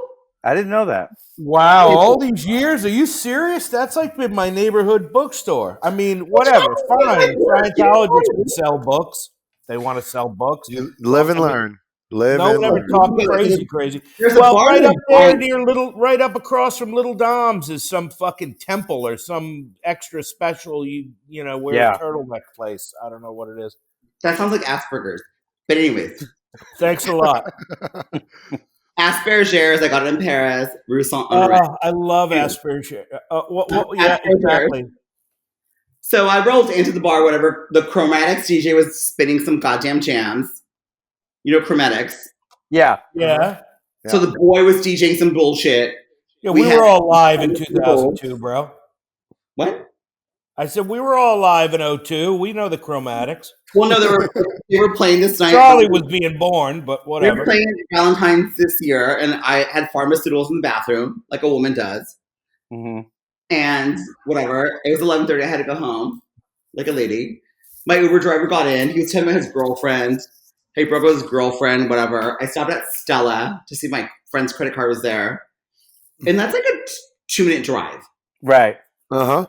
Grabbed the fucking credit card, pulled it in my purse, made it a python, like you do. And then he was like, yo. I'm like, oh, that's cute. Love it. I'm like, oh, look. There's a parking space right there. Do you want to pull over and we can talk about it? And so he pulled over. I made him a drink. He's on the porch. And we're just talking about his girlfriend and blah, blah. And I was like, oh, that's cute. I got up, made out. I just kissed him on the mouth. He's like, do you want to take it into the living room? I said, yes. And he's like, do you want to take it to the bedroom? And like, we fucked for 5 hours. But he was No way. That's amazing. Wow. Here's the fucking hot-ass shitty mess. He was straight, you said? Well, he had a girlfriend. And that's who he broke up with. And then I was like, oh, do you want to talk about it on the porch? And so I got up. No, but I'm saying, at what point was he straight, do you think? During that exchange? They're never straight. If you are white, you have a girlfriend and a baby, you're my demographic. I'm a fuck you. Oh, really? I mean, bitch. I know what to do. Anyhow. So we did it for like 5 hours. He went home. Second time, this shit happened. Yes. He was so cracky. And he kept like texting me like, let's fuck. I'm like, I'm at work. I'm like doing business lady shit. I'm like a white woman with money. I gotta like handle business. I gotta clear Coke checks. It's fine. And then we're doing it, whatever, blah, blah, blah. And then we're like, he's like super like yucky. You know, we're like, they're gums. Yeah. And then he was like itching a little bit. I'm like, what's wrong with you? I'm like, what's happening? I'm like, what? Because I'm like dumb. I'm retarded and smart as fuck at the same time. I'm like, what are you doing? And whatever. And like, he got up and like a big bag of like chunky shit fell out of his pocket. Uh-huh. So I thought it was like chunky ass whack cheap Coke. Yeah. So I tucked it under the mattress for further investigation later, like Daphne, like fucking Scooby-Doo, who are you? We did the shit, whatever. He's like, close the windows. I'm like, we're fine. I'm like, it's 2:30. I gotta go. He's like, it's okay. I gotta pick my son up. I'm like, wait, you got to pick your son up? What the fuck? You had a Xanax? First of all, he was stressed out, so he took a Xanax. I get him. And then he had 4 vodka sodas. And you were going to pick up your child? Oh my God. Bitch! Are you joking, ho? That's amazing. Don't you call Nastis? Don't make me call Jackie. Fuck.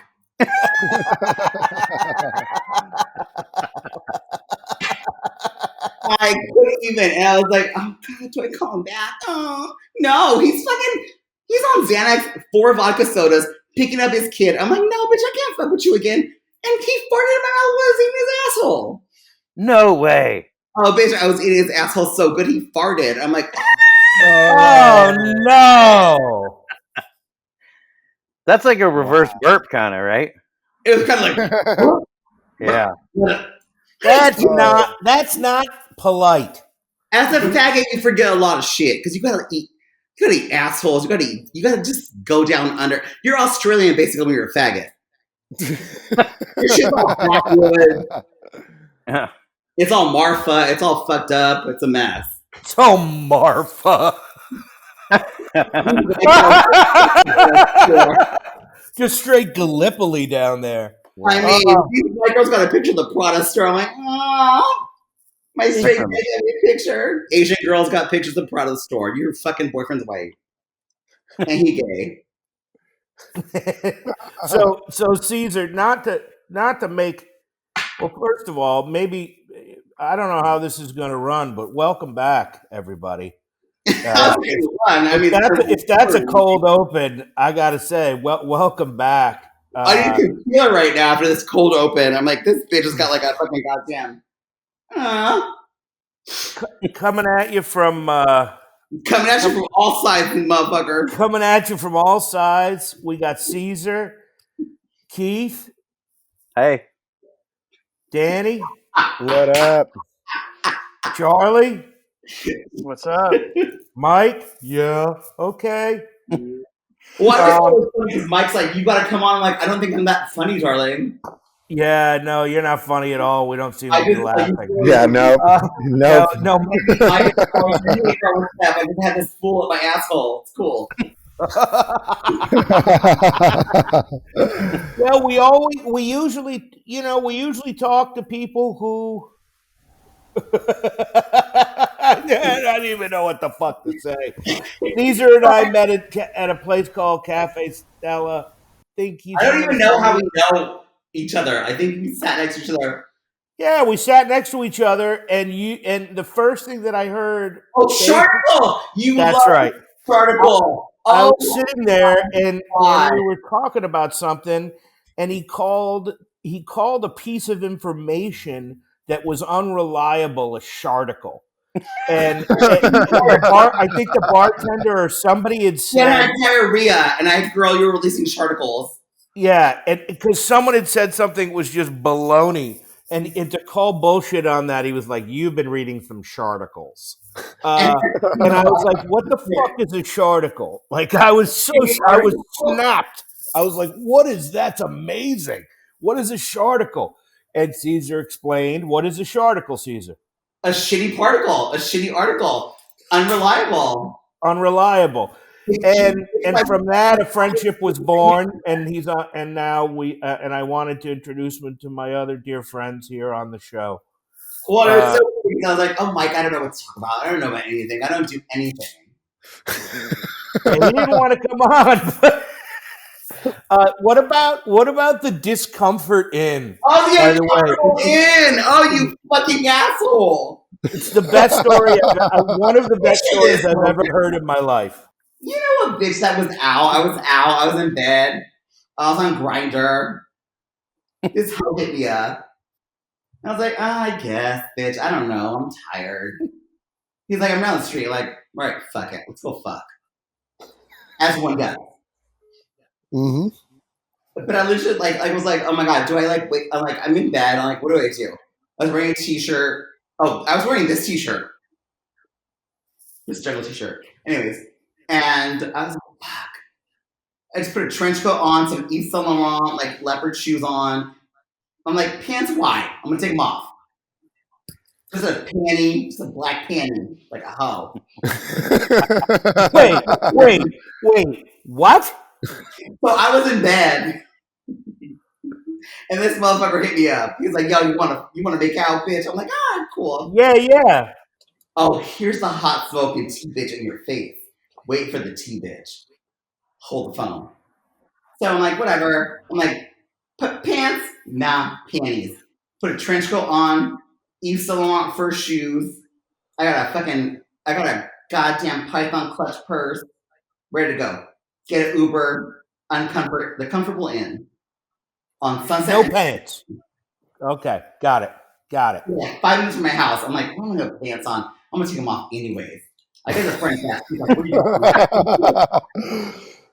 He's like, where are you going? I'm like, room 305. I'm like, what's his name? I'm like, I don't know, but we're gonna fuck. Like, I can't fuck with it. It's like, I'm drunk, I'm high, whatever. And the homeboy came down, and I was like, hey, what's up, girl? I'm like, wait, your arm looks really small. He has one tiny baby hand. Bitch. A baby hand? Well, he looked normal in the picture. Oh, hell no. In real life, it's like a Dickensian street urchin. Wow. I didn't sign What is we're doing? Whatever, fine. Whatever. I go up to his room. We're making out. And we're doing shit. I'm like, I'm like, first black man I've ever been with. Like, wasn't impressive. And it was small, like a little Smurf hand. And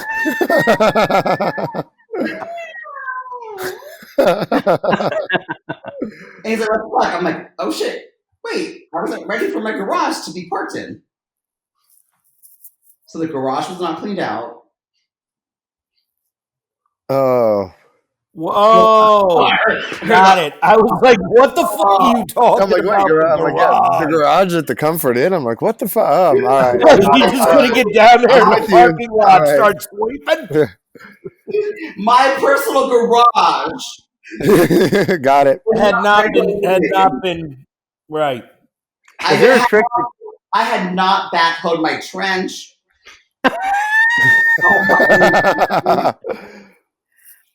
Is there a trick to cleaning it out? And I'm like, oh, bitch, I just shit his dick.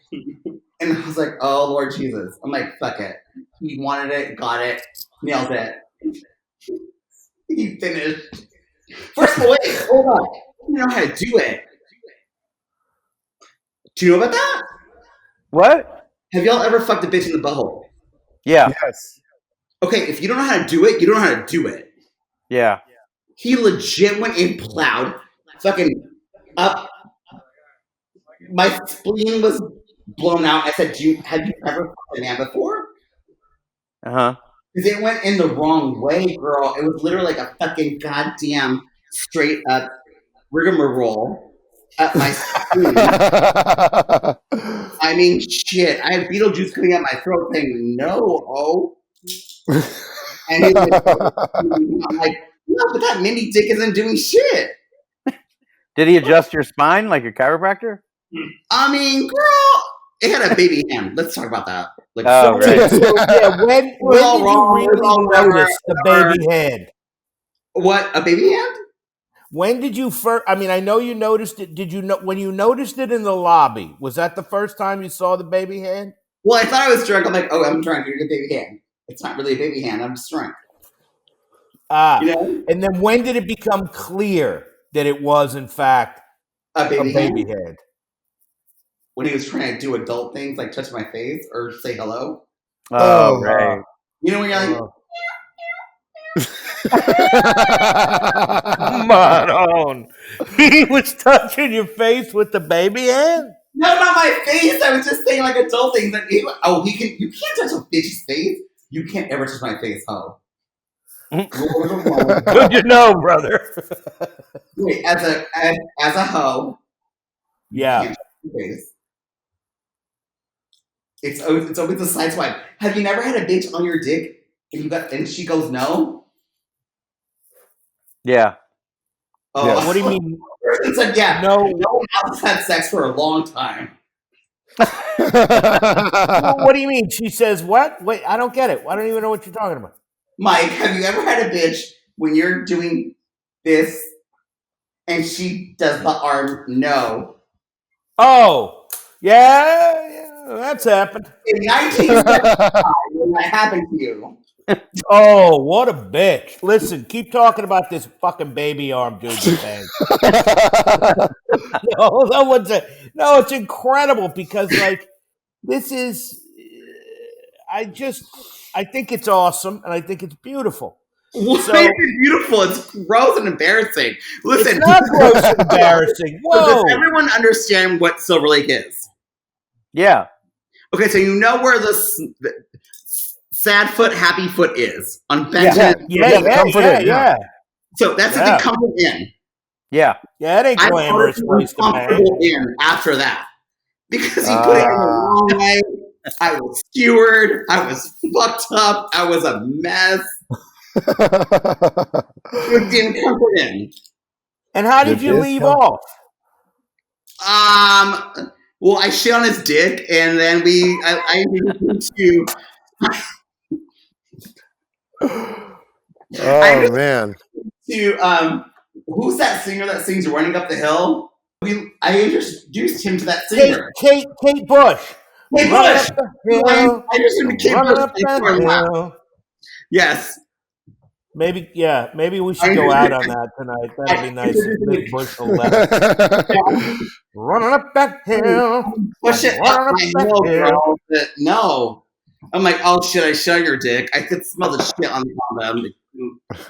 I'm like, well, let's do make out, and you want to go further. Come on, bitch.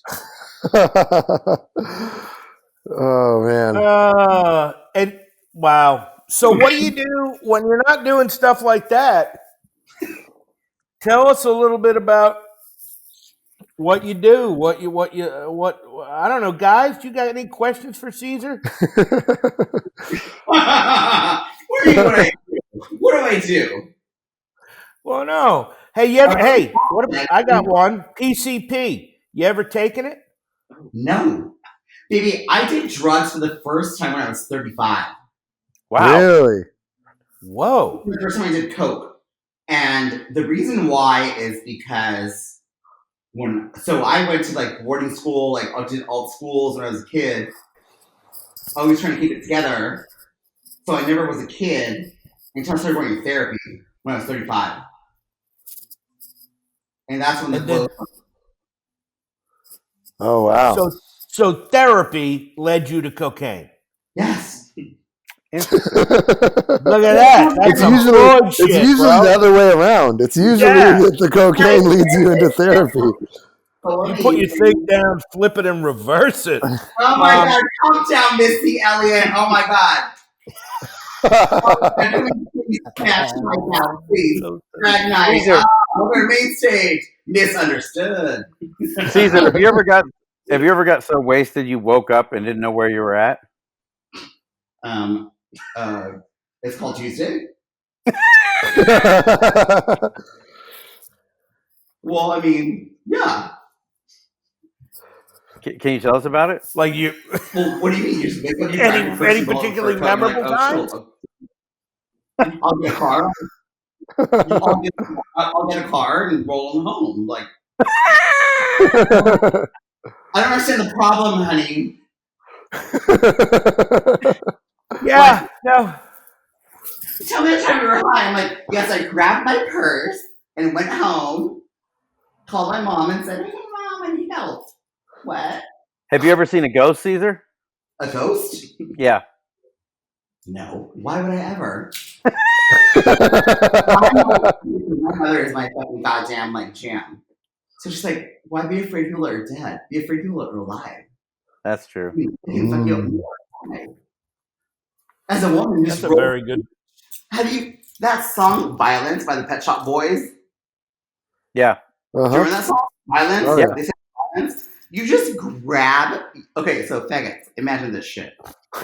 Grab your purse, you're under your armpit, and roll through. if you're doing blow, rub your nose, put your shades on, and just function.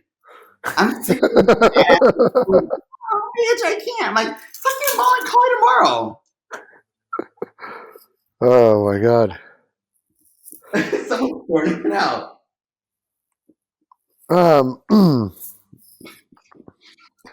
Cesar, what's your worst experience on drugs?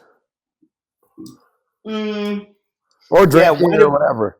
Yeah. When do you've been like, this shit's all bad?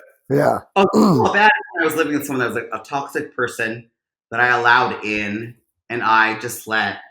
I needed that breakdown because I wasn't willing to acknowledge the thing. So life was like, I'm gonna throw everything at you to fuck you up and break you down because you're not listening to all the cues I'm giving you.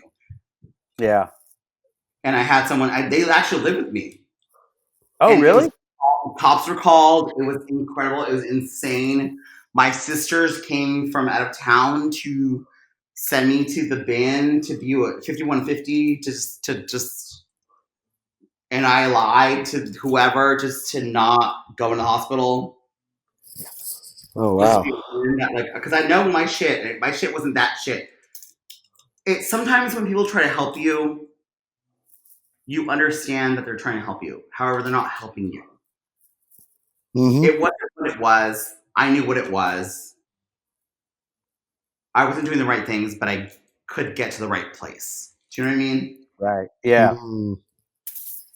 It's just about the thing that like they are from an outside place of being where they like, these are the rules. I'm like, the rules don't apply. The rules do not apply to a person like me. So a person like me, my parents support me more than they support my siblings in a way. Oh, really? Because I'm more rogue than my dad is very rogue, my mother's very rogue, and my sisters are very by the book. Oh, right. More rogue. I like that. I like that's a good fucking word. More rogue. Well, darling, my dad left his farm at 17. And my grandfather said, "Don't you ever come back here, darling. Because you think you're better than I am, so don't come back here." Yet when my dad made money, my grandfather was like, "Oh yes, please come into the fold."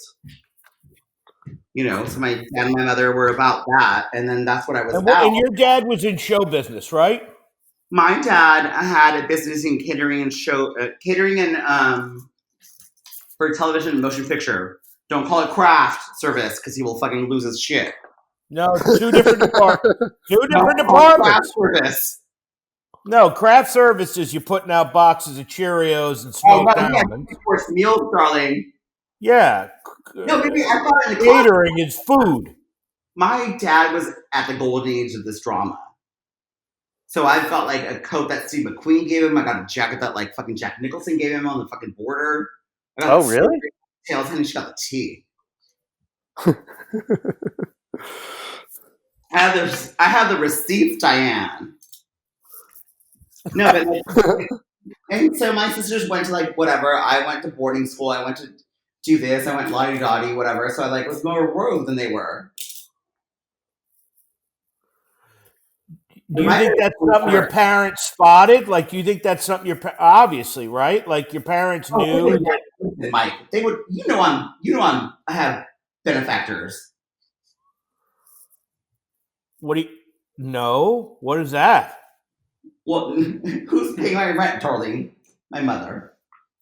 But like, well, you know, okay. Now we know. Yeah, now we know. I didn't know that.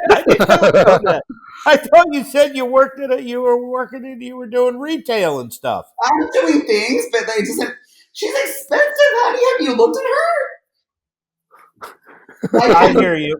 I hear you. These things are bigger themselves, motherfucker. However, they want to do it if they never saw anything. And they're very impressive as people because, so my dad left his farm at 17. So his dad said, don't ever come back. You think you're more important than me. You're fine. My dad went to Arizona. I mean, I cry for his story about his first meal in America. was in Arizona, where he got like a can of milk and a Twinkie. A Twinkie, darling. No way. $5. So a can of milk, one Twinkie for $5. He handed the clerk whatever money it was because he didn't know what the value was. He was 17 and from Mexico. He gave him whatever it was. The man gave him a change. That was his first meal in America. That's crazy. Wow. He became a business owner. He owns apartments. He owns whatever. I'm a luxury hoe. I'm like, that's who it is. Like, I am who I am from this poor 17-year-old. And he was gorgeous. He was so beautiful. Did you grow up in Arizona, Cesar? No, I grew up in Los Angeles, darling. Oh, okay. He came in through Arizona, went into the valley. So this is how my parents and my mom met. This is such hot tea. So my dad's brother was married in Mexico, was dating my mom's sister at the time. Oh.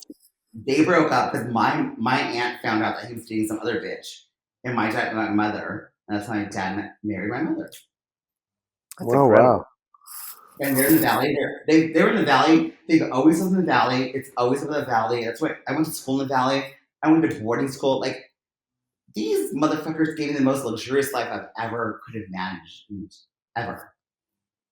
That's great. These two farmers. And I had a roommate that, like, I fucking hate so much for saying that, like, Scottish and Irish. Huh? He's like, your parents should never have come to America and been allowed to be immigrants. That your Irish American family should have. Oh, wow. That's heavy. Wait, who was it? Who was this? The crazy roommate? Yes, Mike. So that crazy bastard. You tell him. Let's hear a little bit about how fucking wild that shit got. Because I remember when we first met. Oh my God, was one of the stories you were telling me. The cops came. The cops came. Cops, bitch. He choked me. Shit was real. White bitches are crazy. Wait, how did he get to that point? Well, he's a white toxic person, and I was not at my best, and I let someone affect me. Yeah. I never drank as much as when I lived with him, which was interesting. But I feel like I was working things out with my alcoholic father through this person. Yeah. Same personality traits. So I feel like that was a whole process of. I mean, I don't regret it. It happened, and I'm better off now than ever. Mm-hmm. Yeah. And wait, so your dad was a drinker. He was a drinker. Okay. So he stopped drinking when I was there. So he stopped drinking when I was 13. Oh, wow. Oh. I was at boarding school, and my sister was 18. He was very drunk. He was upset. And I don't want to say he was going to slap her, but it didn't happen. It was just the whole thing. And the doctor said, you have one more drink, you will die. Oh, wow. And he quit cold turkey. So he got sober then? Cold turkey. Wow. When I was 13. And so, like, I mean, it's so funny because, like, he's the one that's like, oh, just have a gin and soda, just have a gin and tonic, just do this, blah, blah, blah. And if I go to a holiday and have a drink, he's like, oh, just, why are you drinking? That shit is terrible. Shit is terrible. I've never had a drink. I'm like, wait, you've never, I mean, hold on, sister, please. I'm like, you've never had a drink? Please, bitch. I'm going to let him have it because he's old. And I love him. And he's my benefit here. Just let them have it. Yep. Just let them have it. Mm-hmm. Sometimes you have to let them. You just have to let them have it. Sometimes you have to be like, what am I going to do? What am I going to start doing? Rebuilding people's brains at 82, 83? All about Eve and be like, Just give her a milkshake. Right. And what's even the point? I think there's been a bit of that. Families are communicating a shit ton more right now. I think that happened years and years and years and years and years ago. Yeah. Oh, yeah. I don't communicate with anyone, Mike. I just function. It's that song, but Pet Shop Boys violence. Just grab your purse and go, bitch. Just function. Just do your shit, know who you are, and nail it. That's it, bitch. What's the craziest situation you've ever found? What's that? What's the craziest situation you've ever found yourself in, Cesar, at 2:00 in the morning? Shit. A lot. Well, I mean, what sticks out? Well, I was in a situation where I felt unsafe. And I was like, I can't be in this car. Because I just can't. You're just acting a ways. I can't. So I got out, got myself an Uber, and then found out that person got in a major car accident right after. No way. And that was fucked up. That's fucking gnarly. Well, and I just was it? And they were. It was. We were out. We were having fun. And I was like, "This is crazy. You need to chill and not be this way." They weren't doing it, and I said, "I'm gonna get out." And I was screaming. It felt very like, okay, have you ever seen Mahogany? Yeah. With Diana Ross and Anthony Perkins is like driving crazy. And she's screaming, she's Tracy. She's screaming. So it was that point, and I was like, I gotta get out of the car. I got out of the car, ordered Uber. I was fine. Later on I heard that person got in a car accident that was major. That night.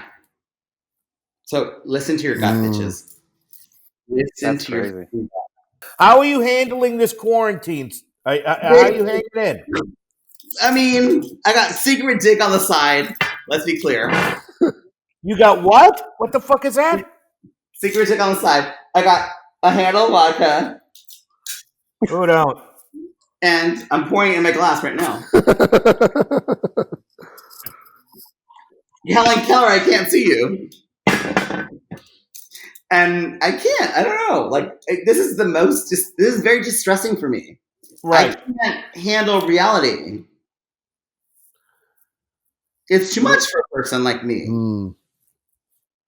So this is a dose of reality, this whole fucking thing.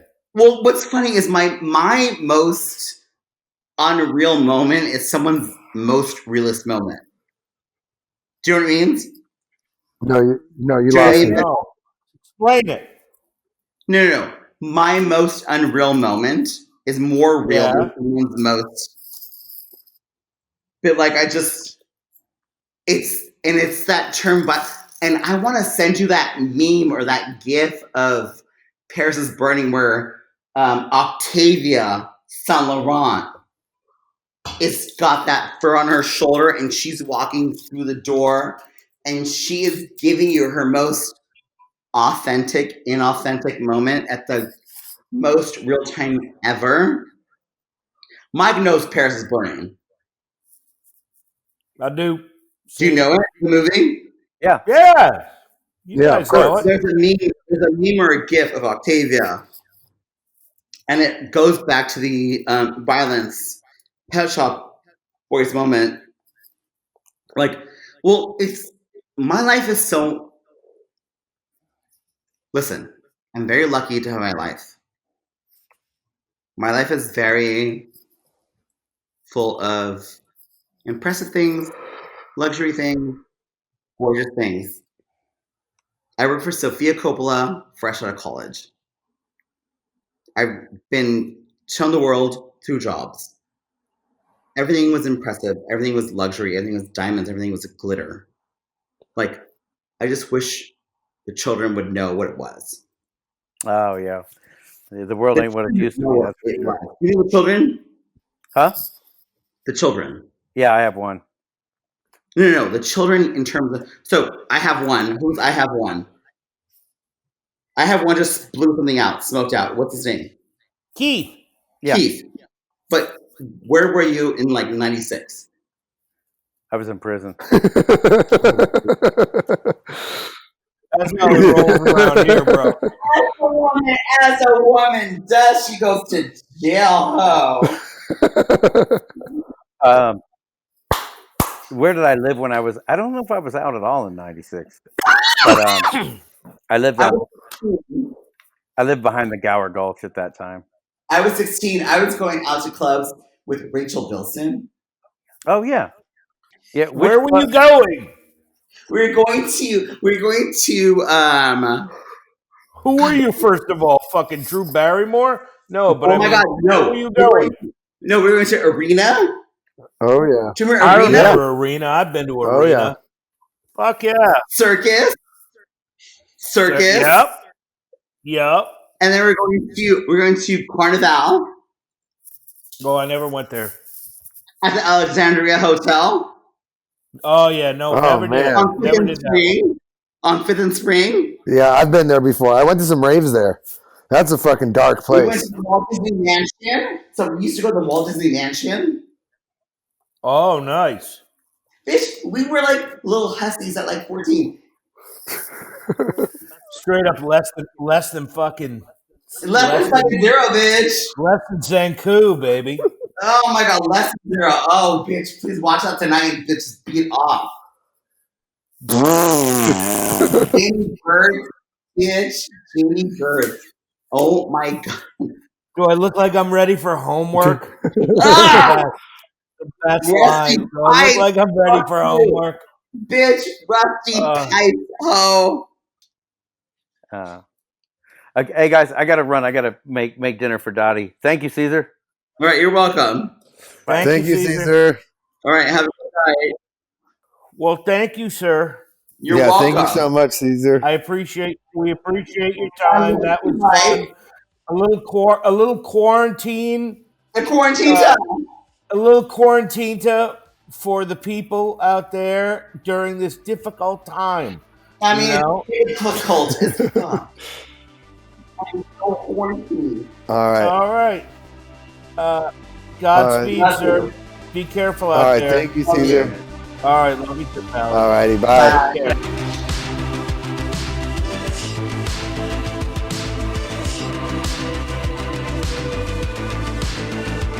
Did I ever tell you guys about the 411 that my drug dealer put me onto? No.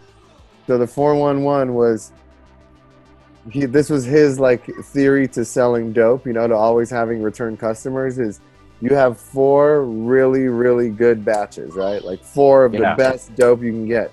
Then you have 1 that you step on once. So it's a little worse, And then you have 1 that you step on twice. So that shit's just boo-boo, But it's the same dope the entire time. Yeah. Wow. Like, man, this is whack, And then you bring it back to the original same one that you've had the entire time and just don't step on it. And then everyone's like, this is the best dope ever, when it's literally all That's amazing. And then can you charge more for it? You're charging them the same, but you're keeping, you're having the best dope because you're stepping on your own stuff. And you make a little more because you're cutting it, Yeah. You're going like 70-30, then you're going like 60-40. Yeah. But that was his trick. That's genius, man. 411. 411. The 411. Hey, thanks for listening to another episode of It's All Bad. Listening, watching, whatever, however the fuck you're seeing this. Please follow us on social media, on Instagram, I should say, at It's All Bad. Please like and subscribe. Check us out on YouTube at It's All Bad Podcast. Follow us on Instagram at It Is All Bad. Send us an email at, what is it, Charlie? itisallbadpodcast@gmail.com. I think we're going to go get nachos with Mommy. Nachos. Oh, hell yeah. Thanks, guys. We'll see you soon. Bye, guys. Thanks, guys.